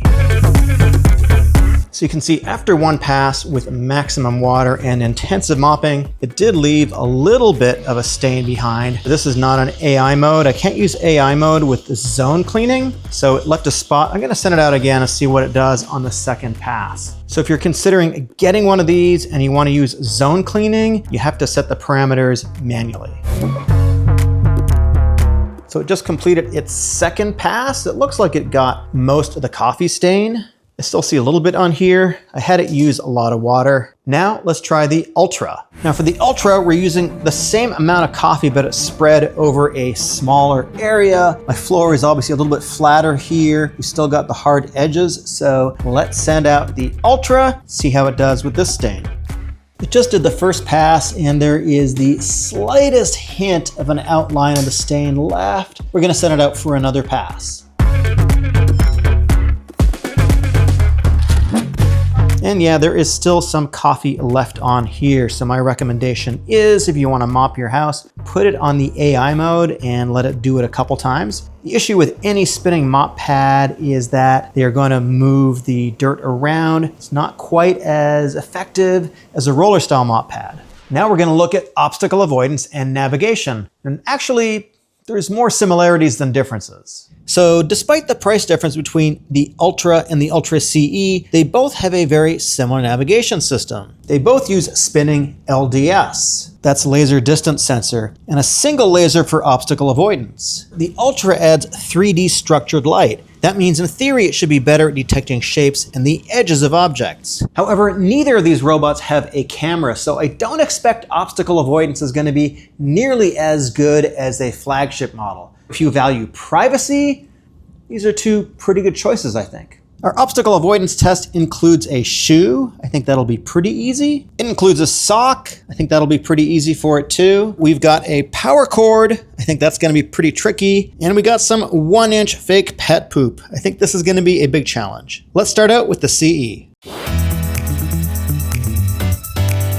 Definitely did not see the power cable along the wall. Now, I think it sees the sock. It's getting pretty close to it, but it's kind of semi-attacking the sock. Is it coming in for the kill on the fake pet poop? Here we go. Oh, I think we have contact. Now let's try the more expensive Ultra model that apparently has 3D structured light, but I don't know if it's gonna do any better because it is the same core technology. Boom! Looks like we got ourselves some power cord action here. Oh yeah, this is not gonna end well. On the fake pet poop. Oh yeah. So it might have 3D structured light, but in practice it has about the same performance as the CE. I like to test robots in the real world of my home because I think it gives a more realistic experience of what you might expect. I have some clutter in my house and also these wire chair legs. And both the Ultra and the Ultra CE actually did fine with the chair legs. But for things like untied shoes, you need to make sure that the laces are not exposed because it might catch those. And also, I set no-go zones around the cat food area and also my doormats because those are areas where it potentially might get stuck. But over the course of about a week, they didn't really get stuck too much. Now it is low enough to get underneath my stove, although there is a big nasty power cable that some robots have gotten stuck on. Well, good news, it did not get stuck on the power cable back there, and it cleaned pretty decently far under the stove. In terms of threshold crossing, the Ultra is able to cross thresholds of up to 22 millimeters in a single step and 40 millimeters in a double step. This is 21. It's pretty close. Let's see if it can do it. Almost there. Oh, it seems to be thinking about it. All right. It did it. So it just got over the threshold. The Ultra CE can cross thresholds that are 20 millimeters high. This is a little bit beyond that. It should be close. Let's see what happens. Oh. All right, it made it. I'm impressed, but I think that's pretty much the maximum that it's gonna go over. The fifth difference is the base stations. And generally it's true when you pay more, you do get a little bit more. As you can see, there's no difference in size, and they both have a dirty water tank and of course a clean water tank that you need to fill up. They both have a magnetic door, and you got a dust bag that should be good for about 120 days, and you've got automatic detergent dispensing. That's the same for both of them. The differences mainly have to do with the mop. So the Ultra can leave the mop pads behind, which is going to be good if you've got a lot of carpets in your house and you don't want your carpets to get wet. But also, it does have hot water mop washing, and the CE has cold water mop washing. There's also a difference in the baseboard. So the baseboard on the Ultra is actually self-cleaning. All you need to do every now and then is pop this little thing out to get rid of the hair. The rest is actually self-cleaning. So on the CE, the washboard comes out and you can clean it in your sink, but it does take a little bit more extra work. But they both have hot air mop drying, which means that your mop pads are not going to smell mildewy and nasty. Now, both of these vacuums come with a cat. Sometimes it's orange, and it does try to escape, so you might have to catch it. Now let's take a look at the Dreame app. Use the same app for both the CE and the Ultra. So it's got mapping for multiple different floors. You can change it by hitting this button here, and you can actually go ahead and configure these different rooms and give them names as you like. If you want to clean just a specific room or a specific zone, hit the room button, or to do a zone, I can just drag this square and move it around. You can also change the type of cleaning you want to do, so you can customize it with this button here. You can use vacuum, mop, vacuum and mop, and so forth. You can set the amount of suction power you want and the amount of water you want it to use and exactly the route you want it to take. But if that's too complicated, you can just use the Clean Genius button, which I actually like, and it basically just gives you two different options, vacuum and mop, or mop after vacuum. If you want to set a no-go zone, let's say you've got some pet bowls, hit this button here, set a no-go zone, and I can set a boundary, or I'll just set a zone right over here in the corner. And you've got a lot of advanced settings as well. You can define how you want it to work with carpets, so you can have it raise the mop or detach the mop for the Ultra, avoid it or ignore it, and clean the carpets first. You can do intensive carpet cleaning. And you can define how the AI-driven side reach brush is going to work. With the CE, you've got basically the same settings, just a little bit less configuration with things like the side brush. You can also control the dock and tell it to empty the dustbin, wash the mop, or start drying the mops. And you can also use voice control like Alexa, Google Home, and Siri. Overall, Dreame has done a lot to make the app better and better over time, so it's actually pretty good at this point. So I know Dreame has a lot of options in their lineup, and again, the L series is sort of right below the flagships. Now I've seen both the Ultra and the Ultra CE on sale already, and they are a pretty good value compared to the flagship models, but which one should you consider? I think it mainly boils down to features, and there is a slight performance edge that I'm going to give to the Ultra because it does have a stronger ability to pick up ground-in dirt from carpets. So if you've got a lot of carpets, probably a better choice for you. Mopping performance is pretty similar. Obstacle avoidance performance is pretty similar as well. So in some respects, it boils down to the base station. Do you want hot water mop washing? And do you want a base plate that is easier to clean? And how much is that difference worth to you? We've tested a lot of really expensive flagship robot vacuums, and frankly, a lot of them have really amazing capabilities now. So Narwal just introduced the Freo Pro, and it's way more affordable than those flagship models, but they claim it has a lot of the flagship features. Narwal did send me this unit for review. However, I'm gonna point out we're gonna put this robot through our standard battery of 20 different tests, and we're gonna be critical, and you're probably gonna see some tests here that you're not gonna see on other channels, because this video, there's no cash being exchanged. And I'll tell you up front, this robot is not perfect, but it's very good for the price. There's gonna be a discount at launch. I'm gonna mention how much that is at the end of the video. So what is the Narwal Freo Pro? It's a mopping and vacuuming robot with their newest version of their anti-tangle system. For navigation and obstacle avoidance, it is a top-mounted LiDAR system that scans 360 degrees. It has a 3D structured light sensor in front and a time of flight sensor on the side. There's no camera, so if you're concerned about security, that's something to take into consideration. However, without a camera, I don't think obstacle avoidance is going to be as good as the most expensive robots. The Narwal has 8,500 pascals of suction. Narwal says that is better than the competitors in its price class. It has a U-pipe design which enhances airflow and reduces clogs inside the machine itself. And they say this design enhances fan efficiency by 30%. So let's get into the testing. Each area of our test is worth 5 points, except hardwood pickup performance, which is worth 10 points because we think that core function is super important. For our hardwood pickup test, we're gonna sprinkle 20 grams of sand on the floor. We're gonna send the robot out in maximum suction mode, 2 passes, and then see how much it picked up afterwards. Let's see how it did. That is 100% on hardwood. Very good.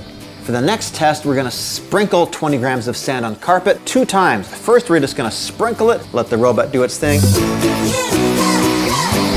And the second time, we're gonna grind it in with our special grinding in sand shoe.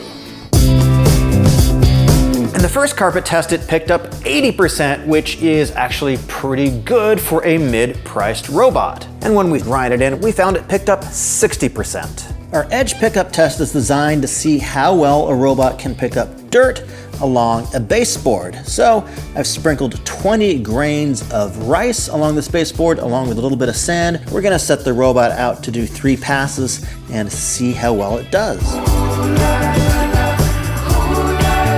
Now it's still working, but you can see along its first pass, it actually did a really good job of getting everything right up by the baseboard. However, it does tend to kick some of the dirt away from the baseboard like these pieces of rice. But I think it's gonna get them on the next pass. So after it finished its 3 passes, actually it did clean up everything on the floor really successfully because it starts along the baseboard and then it tends to go out into the room and do the subsequent passes here, so it got everything. For our corner sweeping test, we have 8 grains of rice and a little bit of pet hair. After 2 passes, it cleaned up all the rice and all the pet hair. The flagship robots tend to do it in 1 pass, but I think that's still a pretty good job. In our carpet edge cleaning test, the Freo Pro doesn't really get up to the baseboard on carpet, but then again, no other robot in our testing so far has. Narwal has always had a very interesting and very good anti-tangle design, starting with this central brush roll. You can see it is conical shaped. It comes out like this, and all the hair and dirt flows into this opening here. And so this is designed to reduce tangles on the brush roll, and it's actually quite effective. But now they've added this dynamic anti-tangle side brush. Normally when it's spinning around, it's going to be spinning around in this wide style like this. However, when it gets hair on it, it's going to go like this, and supposedly it's supposed to reduce tangles. And then it actually points the hair into the central brush roll like this. At least in my experience on some other robots that have more conventional side brushes that are fixed, they can get tangled up sometimes. We got some 10-inch hair in the floor. Let's see how it does. All right, I have just stopped the robot. I don't see any long hair on here at all, actually. And these side brushes are absolutely tangle-free. Oh, let's see where the hair went. There it is. My cats are ultra fluffy, which means I get an ultra big amount of hair everywhere. Let's see how the Narwal Freo Pro does with pet hair. I see a little bit of cat hair here. Let's put it on maximum suction and see what happens. Let it run for a couple minutes, and indeed, that got rid of the cat hair. So yes, I think this Narwal anti-tangle system with the main brush and these side brushes is actually very effective. And that's pretty cool at this price point. So this has the rotating style of mop pad, but you can see they're not actually round, they're actually sort of a triangular design. And this is designed to increase the contact patch here and reduce streaking on the floor. If you do need to clean them, they come off pretty easily. And you can actually take the pads off and throw these in the wash or clean them in your sink. Our next test is our mopping test. First, I've made sure that we're starting with a clean surface. Then we're gonna pour a set amount of soy sauce on the floor and then send it out with maximum water, maximum passes, and then check the floor afterwards.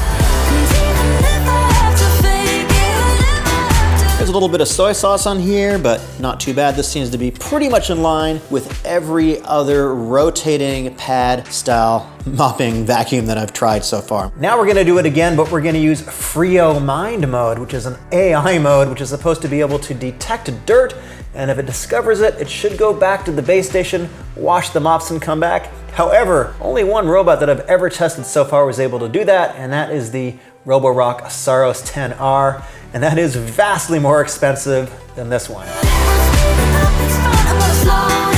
Okay, and it just finished, and it just decided to do one pass, so didn't actually detect the dirt, but as I said before, it's a very difficult problem. Again, this is a mid-price robot.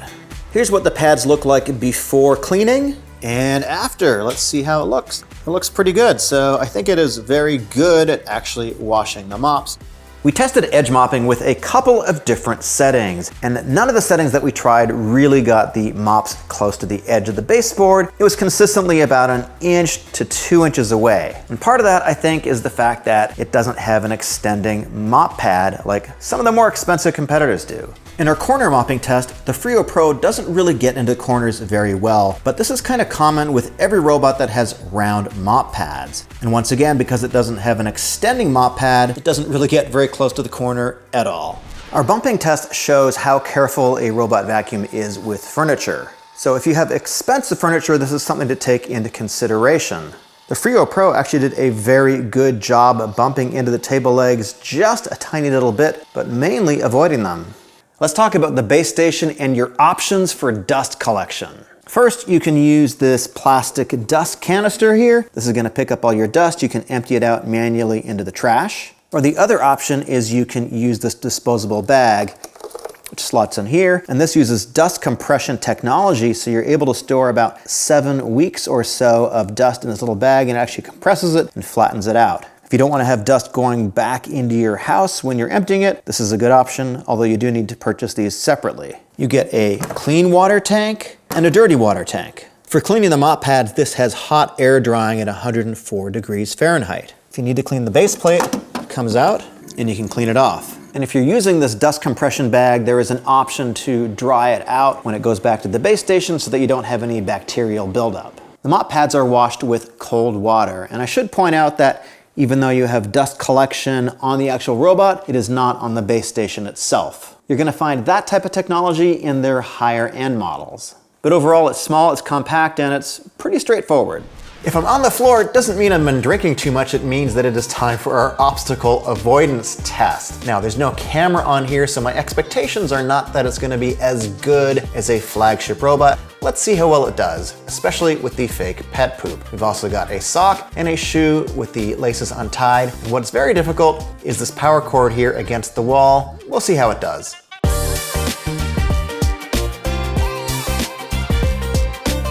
Our obstacle test is designed to trip up even the most expensive robots, and actually it does quite frequently.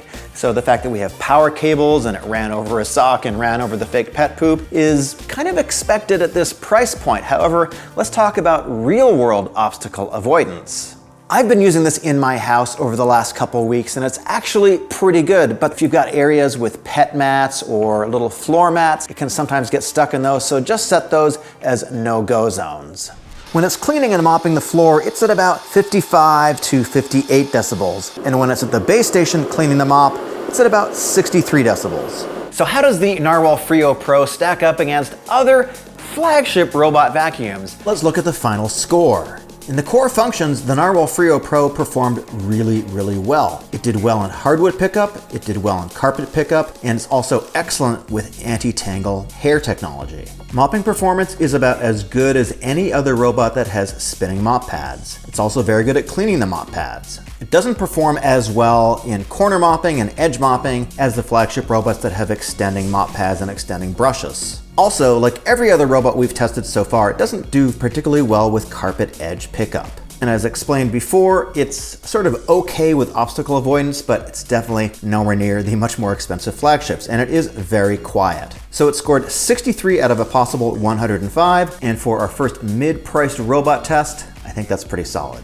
Today we're testing the brand new Narwal Freo Z10. Now it's a near flagship robot, but at a more affordable price point. Now in the last couple of years, Narwal has made some huge improvements to their lineup, which makes them competitive with the very best of the best. The Freo Z has 15,000 pascals of suction. It also has a unique anti-tangle system with 2 side brushes and a center brush roll. We'll get into that in just a minute. It vacuums and mops, and it has a fully featured base station and an introductory price which seems to avoid the incoming tariffs. More on that later. So we're gonna run our battery of 20 different tests, and we're gonna show you things that you probably aren't gonna see on other channels. We're gonna show you the good and the bad. Now Narwal sent us a demo unit to test, but that's all. They haven't sent us any money, and they have no say in the final edit of this video. So let's start with our hardwood pickup test. Now we're giving a maximum score of 5 points for each of our tests, except the hardwood pickup, because we think that's really important, so we're giving it 10. And I'm gonna share the scoring as we go along so you can keep track. We dumped 20 grams of sand on hardwood to see how much it picks up.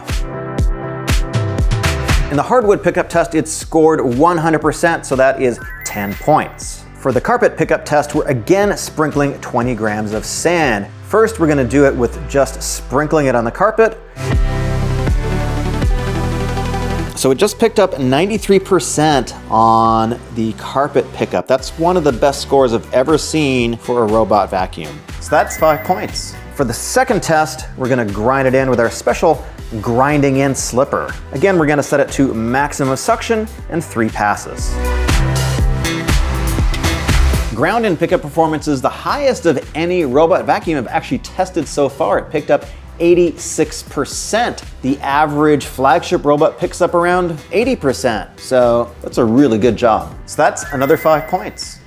We're gonna do our detangle test in a second with some real world hair, but I wanna show you the Narwal detangle system with this brush roll design. So the central brush roll is conical. It's only attached at this end over here. And you can see you've got these alternating rubber fins and bristles. So what happens, the idea is that the hair moves down towards here and ends up inside the body of the vacuum. Then you've got 2 separate side brushes now for the first time. And what they do is normally when they're spinning, they're gonna be out like this. You're gonna be spinning around, and a lot of other robot vacuums can actually get tangles on these side brushes. But what happens is these sort of go together like this, and then it rotates in, and actually the hair gets sucked into the central brush roll. So it worked really well on the last Narwal that I tested. We're gonna try it again. We've got some long 8-inch hair, and then we got some 6-inch hair. It might be a little bit too much, so we're gonna let it run anyhow, and then we're gonna check the brush for tangles.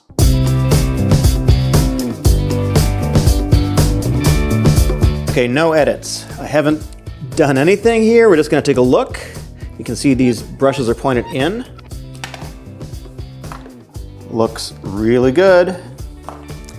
And these side brushes, I don't see any tangles on this side or that side. For long hair pickup, that's a 5 out of 5. Let's try it with some pet hair. My cat has brought me a spring. He loves to play fetch. And he leaves cat hair everywhere.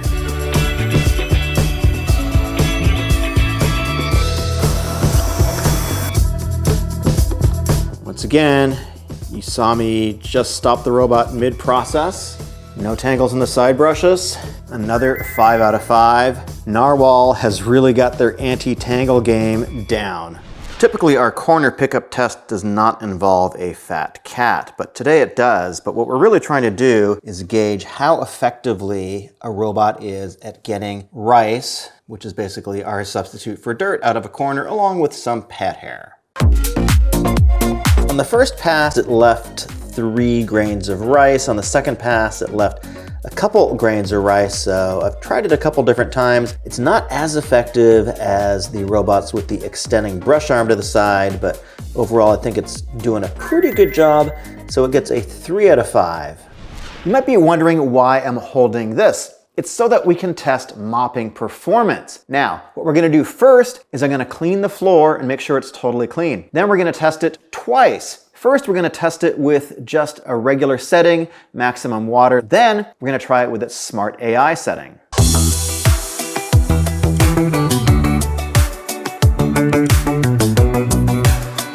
Just finished the first pass. Now there's a limitation, I think, with how effective spinning mop pads can be. This is what the paper towel looks like. I think that's okay. It's pretty average. This is what the pads look like after that first pass. We're gonna send it back to the base station. We're gonna check how clean the pads are. I'll talk about the base station in just a minute. I'm gonna give normal mopping performance a 2.5 out of 5. Let's try it with the AI mode.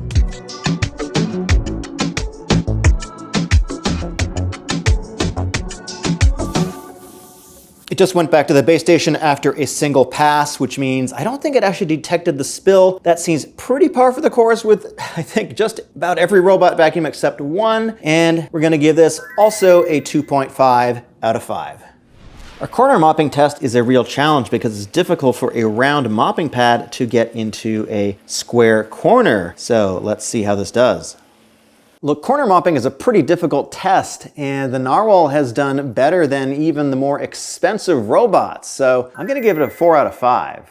The 10Z has an interesting approach to mopping that I think is new to Narwal. Now, what is not new is these triangular style pads. They're magnetic, they pop out like this. You can pull these off and you can clean them if you need to.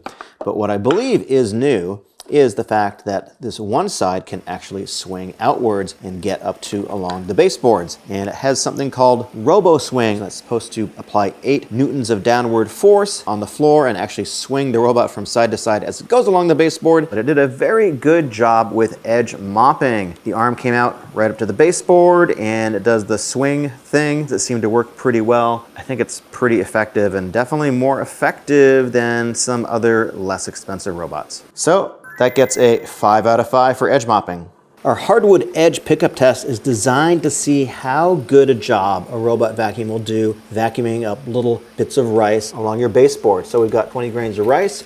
The Freo Z10 was pretty effective, picked up all the rice. It did shoot some of it back out to the middle of the floor, but because we did a couple of passes away from the baseboards, it actually picked up everything, so it gets a 5 out of 5. The carpet edge pickup test is very challenging, and there is no robot yet that has managed to pass this test and actually pick up debris along the edge of the carpet. And just like every other robot that we tested, for some reason the Z10 does not clean to the baseboard when it is on carpet, but there's no other manufacturer that's got it down yet, at least not in our testing. 0 out of 5. Our bumping test is designed to evaluate how well a robot vacuum does with chair legs, table legs. If you have expensive furniture, you might want to take this into consideration. Despite the fact that it has no camera, it actually seems to be very good and very careful with bumping. It is not bumping into the table legs much at all. It is touching them very gently on occasion. But I think if you have nice furniture, I think you're going to be pretty safe.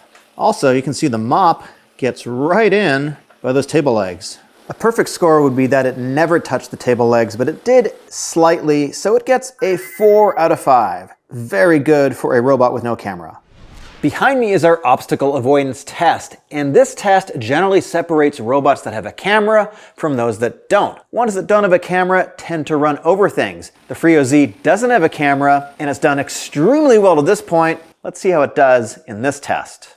The Freo Z10 has 3 different sensors. It has a spinning LiDAR system on top for 360-degree coverage of your room. It has another laser sensor on the side to detect objects that are to the side of it. And it also has a front-mounted LiDAR sensor, which is able to see objects as small as 1 centimeter high. We got a shoe with its shoelaces untied. We got some fake pet poop and a sock. Ooh, it ran over the fake pet poop. Had no trouble with the sock. Does touch the shoelaces, but it sees the shoe. Let's break down what happened and the score. It had no trouble with the sock because its front-mounted laser is able to see objects as small as 1 centimeter high. It did pretty good with the shoe. It can actually see most of the shoe, but without a camera, I don't think any robot is going to see shoelaces. So that's kind of expected.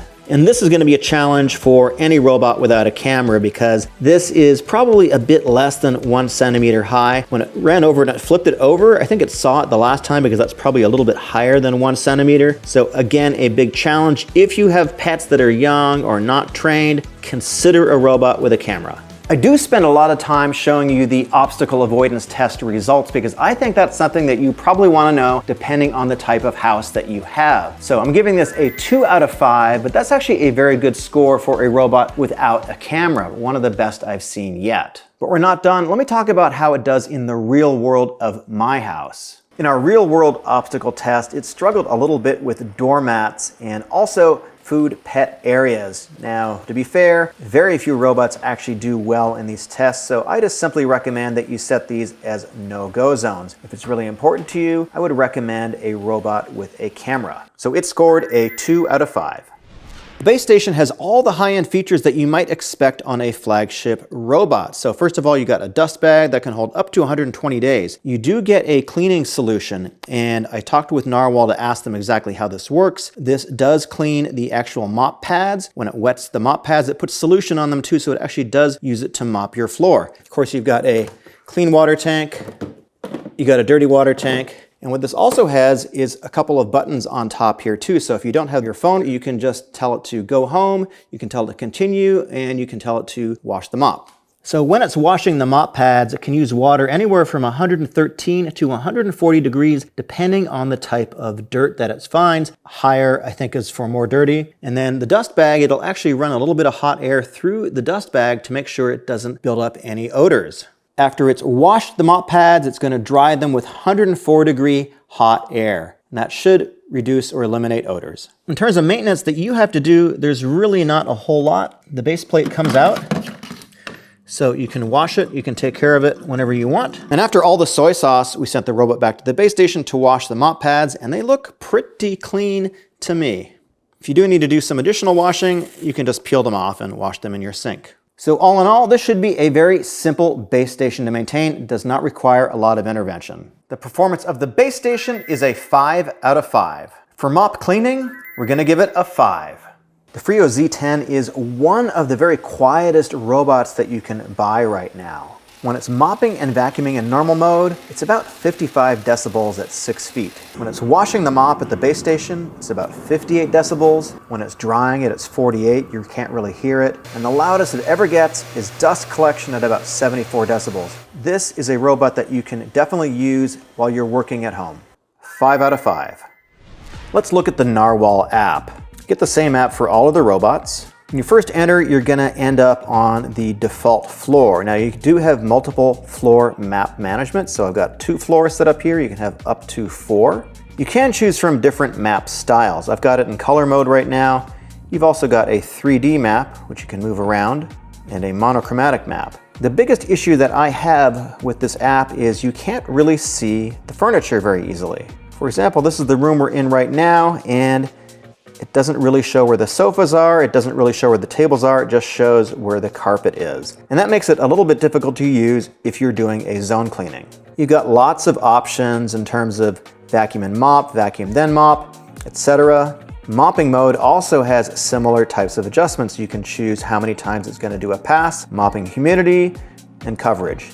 Now you can also choose Freo Mind, which is their AI mode, and it's going to clean your room and adjust depending on the type of dirt that it finds there. The biggest issue I have with the app is that some of the things you want to do are a little bit buried. Let's say I want to set up a no-go zone. So what do?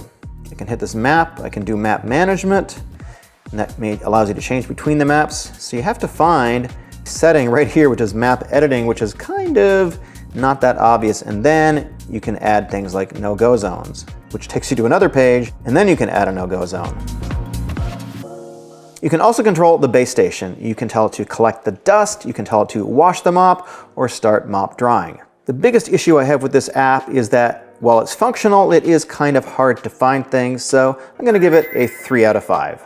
Let's break down the final score. So the Narwal Freo Z10 scored 78 out of a possible 100 points. That is really good, and there's really just 2 areas that it wasn't as good as the flagships. So let's get into the scoring.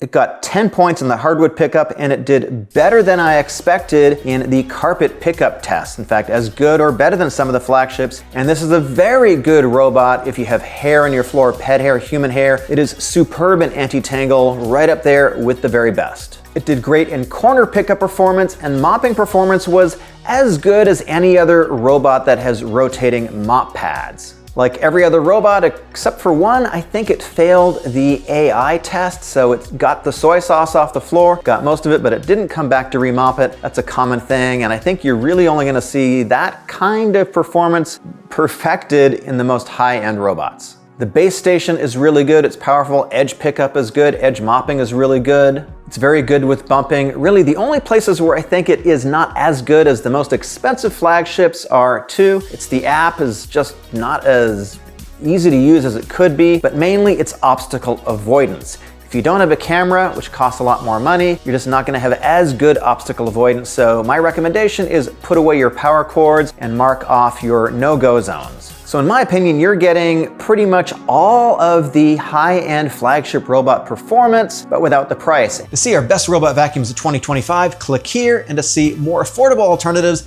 click here.